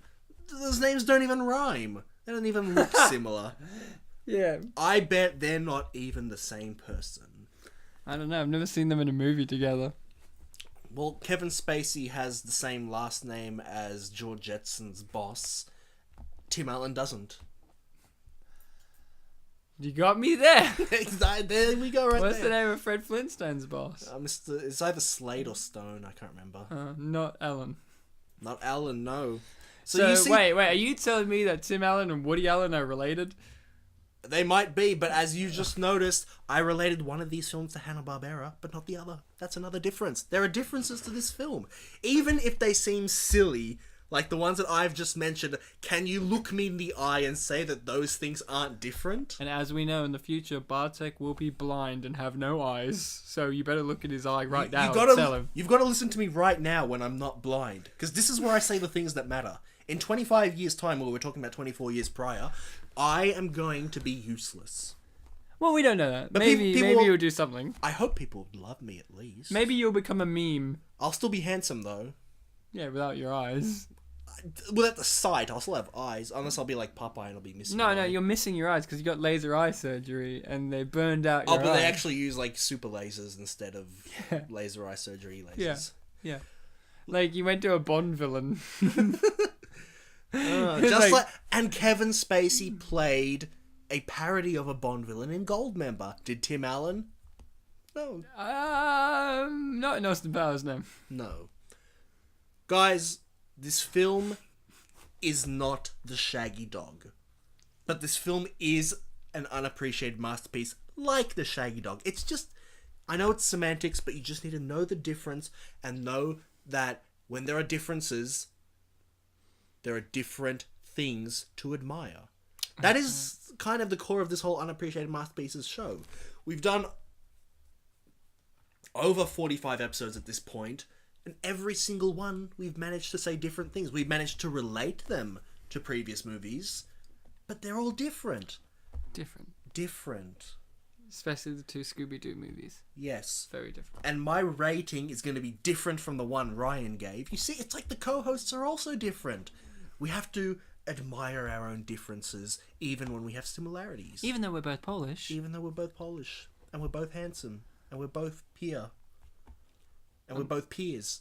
Unlike our guest, who couldn't be here because they were a cat. Yeah, she's not human at the moment, so, you know, Some would argue that she never was. If I had to give this movie a rating... See, that's something Ryan says, that if I had to, that's a similarity. I would give this movie the parachute that David had on his back, but instead of there being, the thing that propels you down, it's parachute, yeah. Yeah, instead of the parachute inside the bag, it's Kazooie. He'll just, hover down a bit. Would it be great instead of it's inside of the bag, it's just a banjo? At least I get to play his tune while I die. Alright, so we've got Bartek and I have correlated together reviews from other places. Bartek has comments From YouTube. And I've got reviews from IMDb. I'm going to read 2 reviews first off from IMDb. First one, you ready? 8 stars. Calling all cat lovers. You have to watch this. That's the title. Obviously from 2016. We almost didn't watch this movie because the ratings were so bad. I am so sorry I waited this long. I went out with my sister and my kids aged 10 and 7. We laughed the whole way through. It was such a funny movie. I loved all the characters, especially frustrated Mr. Fuzzy Pants. The supporting characters were great, especially Christopher Walken and Cheryl Hines. Jennifer Garner and the girl cast as her daughter were beautiful and perfectly cast. Yes, the story was a little predictable, but it didn't matter. The cat antics were hysterical. Cat lovers and Kevin Spacey lovers will enjoy this film. We wanted an enjoyable family summer movie and we got it. Please go watch this movie. It's just a great last hurrah before school starts. Smiley face. Oh, are they from America? Were they of course. September? Yep. So point out ones that aren't from 2016. Yeah, no, they're all from there. Next one's 10 stars. Absolutely underrated. Prepaid bad publicity? Like, that's the question that they ask within this. 10 stars. This is a lighthearted... No, sorry, I gotta get this right. This is a lighthearted comedy! Unlike Star Trek's and the likes or cheesy teen comedies, easy to sit through. Good not only for teens, though, a bit offensive for cats. Offensive for cats? Yeah. Okay. Acting and casting are not for disappointments. This is from America, by the way. Okay. Yeah. Not for disappointments. I rate it 9 lives plus 1 for its longer life and against dog lovers' low ratings, discriminating habitually against little cats on big screen. After all, it is thought-provocative. Thought-provocative. With a cat character brought to life by compelling and intelligent cat star. The young actress as Tom's daughter, Rebecca, is sweet and innocent, childlike. She's a child. Yeah. This movie is absolutely underrated. Prepaid bad publicity? Like, that's how they end it too. Like, they're not too sure. So they open a question at the end, they ask it again. Like, new information has been brought out. Do you have a different answer? Brilliant. Nope. Alright, so I found a lot of comments from, I think, just one of the trailer videos. No, 2, but only a few from the second one. They're all over the place in terms of their affinity with the film. Some liked mixed it. Bag. Some liked it. Some hated it. Some made very recurring comments. So the first one, it's one of the first ones I found. It's just a reaction to the trailer.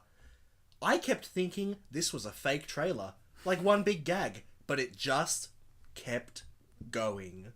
Which, that ties into some of the things that we talked about in this episode, where people thought that it might have been a joke, that it might have been cashing in on the movies like The Shaggy Dog from the mid-2000s, but no, as we found out, it's not. It's not. Alright, this one's a more optimistic one. This is the comment. Really hope Kevin Spacey gets that 3rd Oscar. This could be it. And there were some responses. First response, definitely. This is such a great movie. He's going to have to put multiple Razzies on his shelf. Oh no. The next response, fuck you. The third response, yeah! 4 exclamation marks, capital D. So it's, yeah! D. Yep. Another one. This sounds like that Rob Schneider joke from South Park.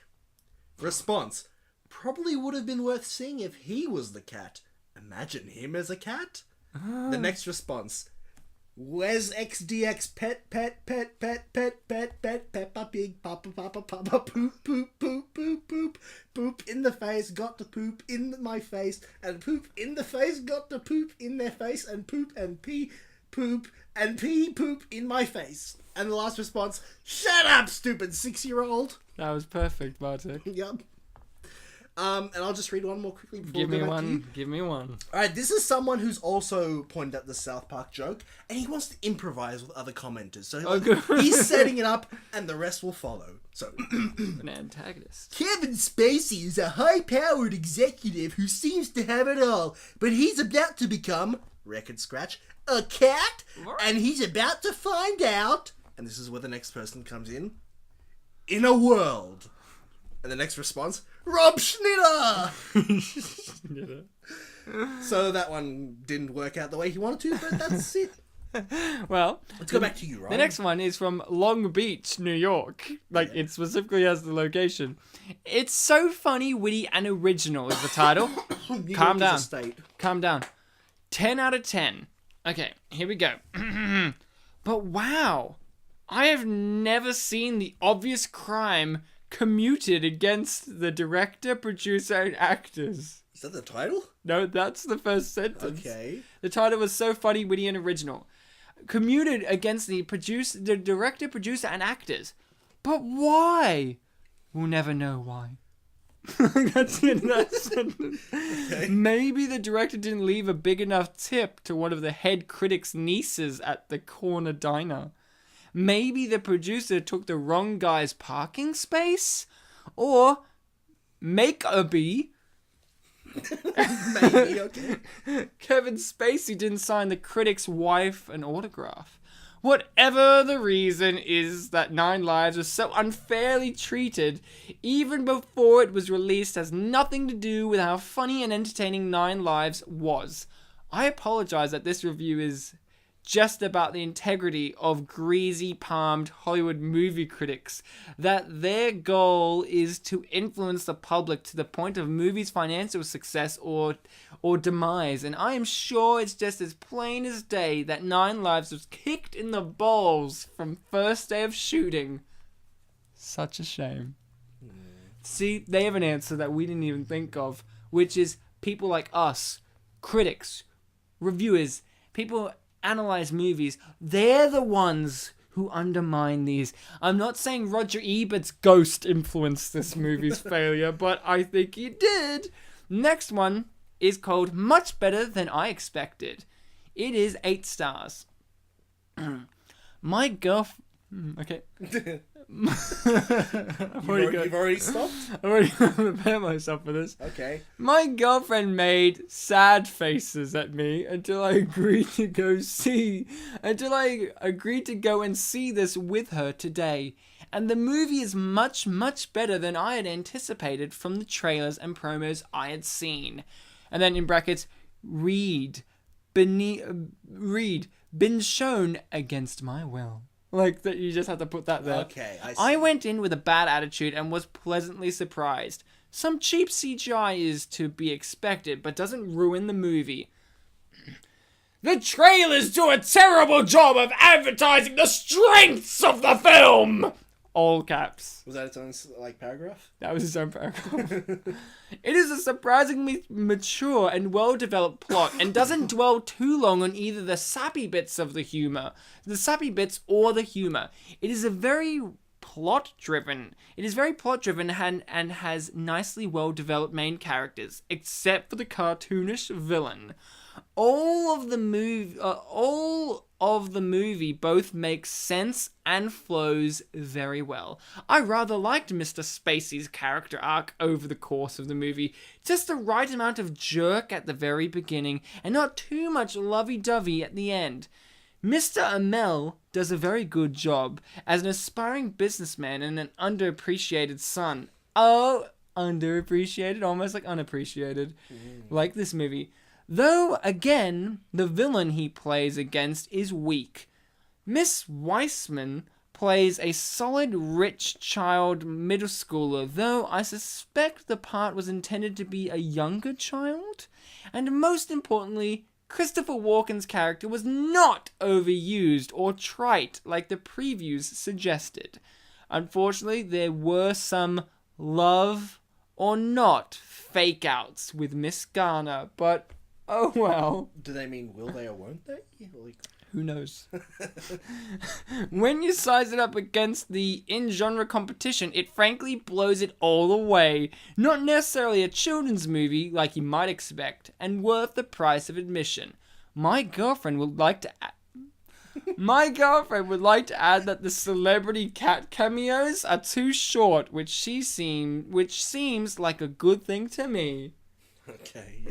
Because all the cats were. I'm sorry, the girlfriend thing cracks me up. My girlfriend made sad faces at me. And I'll read one more. Okay. Yeah, because it's only a few. This one's called Goof and Good Casting. 9 stars. Anyone who owns a cat knows you don't put their food and water next to the litter box. My granddaughter asked why. I asked her, would you want to eat your dinner next to the toilet? But kudos to the casting. The actress who played the daughter looks like she could be the daughter of Jennifer Garner. I have to write 10 lines? Oh, here we go again. I have to write 10 lines, but I've already said what I want to say. Well, now I'm up to 6 lines. This will probably get rejected because I'm running on about nothing now. I've heard of too many lines, but this is the first time I've heard of too few. Man, 2 more lines to create. What should I say? Thank you, IMDb, for the opportunity to write this. I hope you use it. The end. Okay. Okay. So some more comments, and I've got a lot. This one is a back and forth exchange between cynicism and Optimism, more enthusiasm. This is literally the most generic and predictable premise for a movie I have ever seen. First response. Actually, this is one of the weirdest and least generic premises for a movie you've ever seen.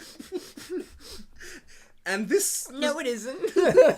And this response here is the longest comment I have of this bunch. In my opinion, this movie is gonna suck. Here are my reasons why this movie is gonna suck. First of all, it's unoriginal, because a story in which a human turns into an animal have been done many times before. For example, the Shaggy Dog, brackets, the old one, not the terrible Tim Allen one. Oh, wow. The second reason why it's gonna suck is the humor. Oh god, the humor, it looks painfully unfunny. Like, there's this one part in the trailer where Kevin Spacey cat takes a dump in a woman's purse, and that just made me cringe. Third, the acting sounds like crap. The CGI and its pop culture references. And my fourth and last reason is that is gonna be... Sorry. My fourth and last reason is that is going to be a box office bomb because it's releasing on the same day as Suicide Squad, where many people would rather see than 9 Lives, and those are my reasons why I think this movie is gonna suck. He says this movie is gonna suck a lot in that. Wow, he knows a lot. Next response. No, it's actually a very odd film with very few cliches. There aren't more than a handful of films that have done similar stuff. This is not a defense of the film. And the last response. No, it's not. It really surprised me. Such a good message. Smiley face. So you see, it's all about your perspective. Some people think it's going to suck because it looks cringy. Some people just want to have a good time, and in turn they will have a good time. Now this next one's going to require me to do a Christopher Walken impression. Oh, that's always gold. Yep. So, the initial comment. This is in all caps, and this isn't where I'm doing the impression. Christopher Walken, you are in the Deer Hunter. What are you doing? My God, man! Of all actors, Christopher Walken is the "what are you doing, man?" kind of actor. Go on. The two responses are... It's true. The two responses are in quotes, so like they're doing responses. And I'll do it whispering. You know, I still gotta eat, gotta pay. for all those houses, gotta pay for that alimony. And the next response, look, kid, I was already in the country bears. I can't exactly say that this is a step down for me. I personally like the fact that they put a full stop between the country and bears, so that you have to read it as the country bears. Yep. Next comment. We should do that on the show. It's okay, Bartek. It's okay. He's got a bad case of lymphoma. Bad case of the dying. Next comment. He's allergic to cats. How much did they pay Spacey to be in this bullshit? Meh. Still better than Ghostbusters. And this one had a lot of responses, but I just kept a few. Was this response around before or after Ghostbusters came out? Would be after, right? Because it came out around Suicide Squad. Wasn't that after Ghostbusters? Yeah, but when 9 Lives... Go on. Alright, anyway, Alright, no. This movie is far worse than the new Ghostbusters. At least the new Ghostbusters succeeded in making people laugh, and in bold he wrote, at moments. Next response, you're probably a dog lover. And last response, I'm sorry, just let me facepalm at this comment and then rethink why I decided to look through the YouTube comments section. It's people like this that baffle me. Like, why would you go somewhere and complain about it? People are monsters. If he looked at the good comments that I've brought here, I think he would rethink. Not including his one, though. Should I read some more, or do you want to go? Read 2 more. Alright. Because I only have 2 more left. This one is, Please. Hit me. It's a philosophical one, I guess. The initial comment, God is dead. Yeah? First response, and we are the ones who killed him. Second response, Fourth response, God creates dinosaurs. God destroys dinosaurs. God creates man. Man destroys God. Man creates dinosaurs. Wow, I didn't realize this was a philosophy class. Yeah. Fourth response, it's a vicious cycle. And the last response, he doesn't care anymore. He knows we fucked up movies. Sorry. He knows we fucked movies up, which was the last bit of entertainment he got from us. God likes our movies. Yeah, now we fucked it up with 9 Lives, I guess. Yeah. More? I'll do the last 2. Now, the best way to describe these last 2 that I have is wild. Yeah. This one is 10 stars. I'll read the title. The title is one of those ones that bleed into the start of the review. Right. The title is My Girlfriend Would Not Give Me Head. Right. My girlfriend would not give me head until I took her to this movie. Fellas, you're wasting a golden opportunity to get in good with your girl. 9 Lives is an adorable romp around a serious topic we've neglected. Cat rights. The local cat lady I spoke to thought that this is the Spartacus of all cat movies. And Cat Fancy is doing a 3-page spread on the long-reaching effects of this movie will be. Some say that I am a Jennifer Garner apologist. That's one sentence. Some say that I'm a Jennifer Garner apologist. Please. They wrote please as in P-U-H dash. Oh, so not per. No. Okay, I thought it was doing a pun. Please. Please. I'll be the brave one and say that I did not care for Electra. I hate them even more that they spelled her name with a K. So, I'm being honest. A time-honored classic and an oral to boot. How can I give this anything but a 10? Go, see it. And then the last one is from a place that Bartek will already know how this review is going to be written. Is it India? Moscow. Okay. I had much fun. 9 stars. Oh boy. That is nice and funny. Keep going, Ryan, keep going. That is nice and funny movie. Oh god. Yes, I can't say I was laugh as crazy as I usual do at the comedies. But anyway, this cartoon Okay. This cartoon made me smile all the time. All the time. Yes, I don't laugh at the comedies, but anyway, this cartoon made me smile all the time. What is really important about this movie is that the kids had fun while watched it. And adults and adult persons with them. Everyone felt positive and nice feelings. Aww. That is really very beautiful and bright movie with very many funny characters. That's one sentence. The story is not hard for understandings. That's why it's easy to sit throughs. Wish to see more movie just like this one. The end. That was good. I like that review. Alright, let's come out the rest of these comments. Don't come to a... Alright, this one here. What a refreshing new idea, with perfectly cast actors. Did they write perfectly? No, they didn't. Oh. The stony chiseled face of Kevin Spacey radiates fatherly warmth. The cat CGI looks so natural. Whoever approved this movie should get a raise. From the movie approval agency. That was the best comment so far. Yeah, Give that man a raise. This next comment, it's only like 7 words long. 8. It brings up a recurring point in some of these comments that we didn't actually bring up throughout this thing. It's this film is the cat version of Click. It does have Christopher Walken. It does have Christopher Walken as like a mysterious store But owner, it doesn't.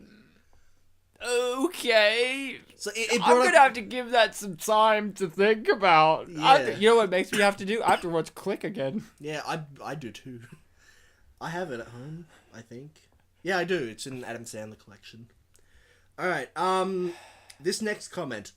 Oh, it's another cynicism versus happy one. Good. A meme film? A fucking meme film? And the response, meme films are the best films. Don't let your memes be dreams. Alright. Oh, this one, Okay. First comment, fuck the haters. This movie's gonna be epic.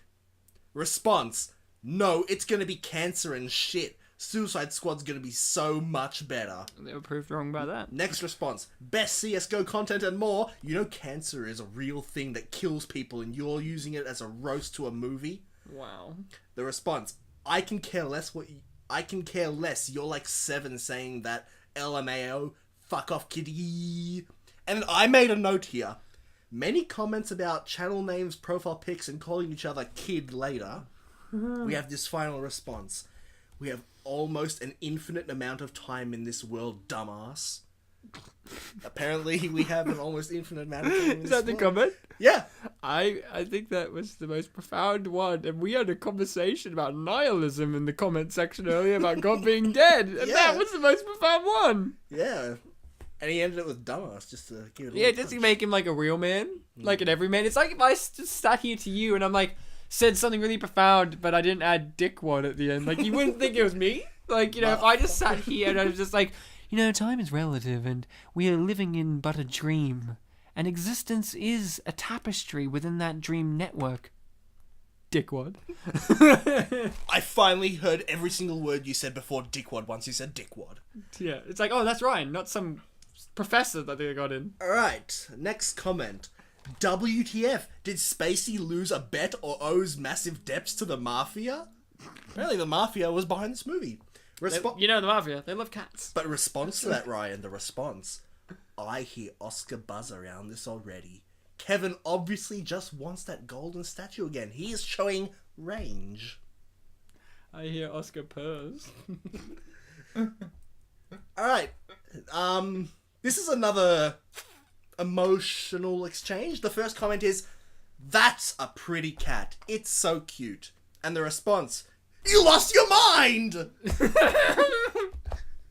Why are they so aggressive on YouTube? Like, at least with IMDb, they're very formal.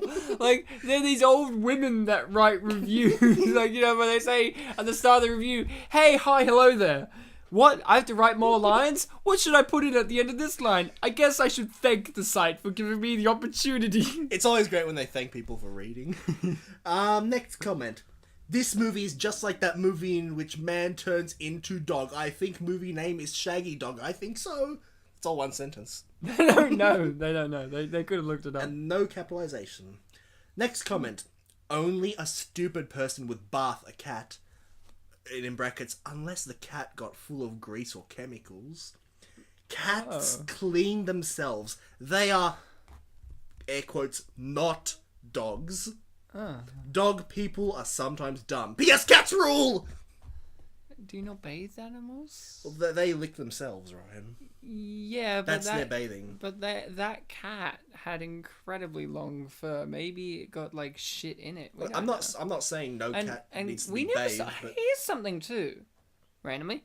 Yeah? I don't think that cat ever licked itself in the whole entire movie. Other cats in the store did, but not Kevin that one. Spacey cat, no. Never. He refused. He would need a bathe. He drank though. He drank, but he would need a bathe. Well, he did get bathed, so there you go. A little bit of cleverness. Take that, comments. Yeah. Let's see. Next comment. Oh, this is the one that I read. Shaggy dog much? What are you talking about? Tim was a dog, Kevin's a cat. It's like apples and oranges. I love that. Right. Like, that's it of that. Well, I've read it already at the beginning. No, I love it. Alright, got 4 more. So, this comment. So it's like Shaggy Dog, but with cats. Nice.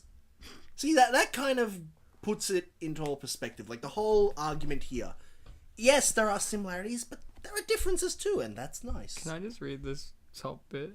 The first... Yeah. Yeah? Why is there a dick asshole who just goes up to a person, turns him into a fucking cat? I haven't even seen this movie, and I hate him. So that's the initial comment.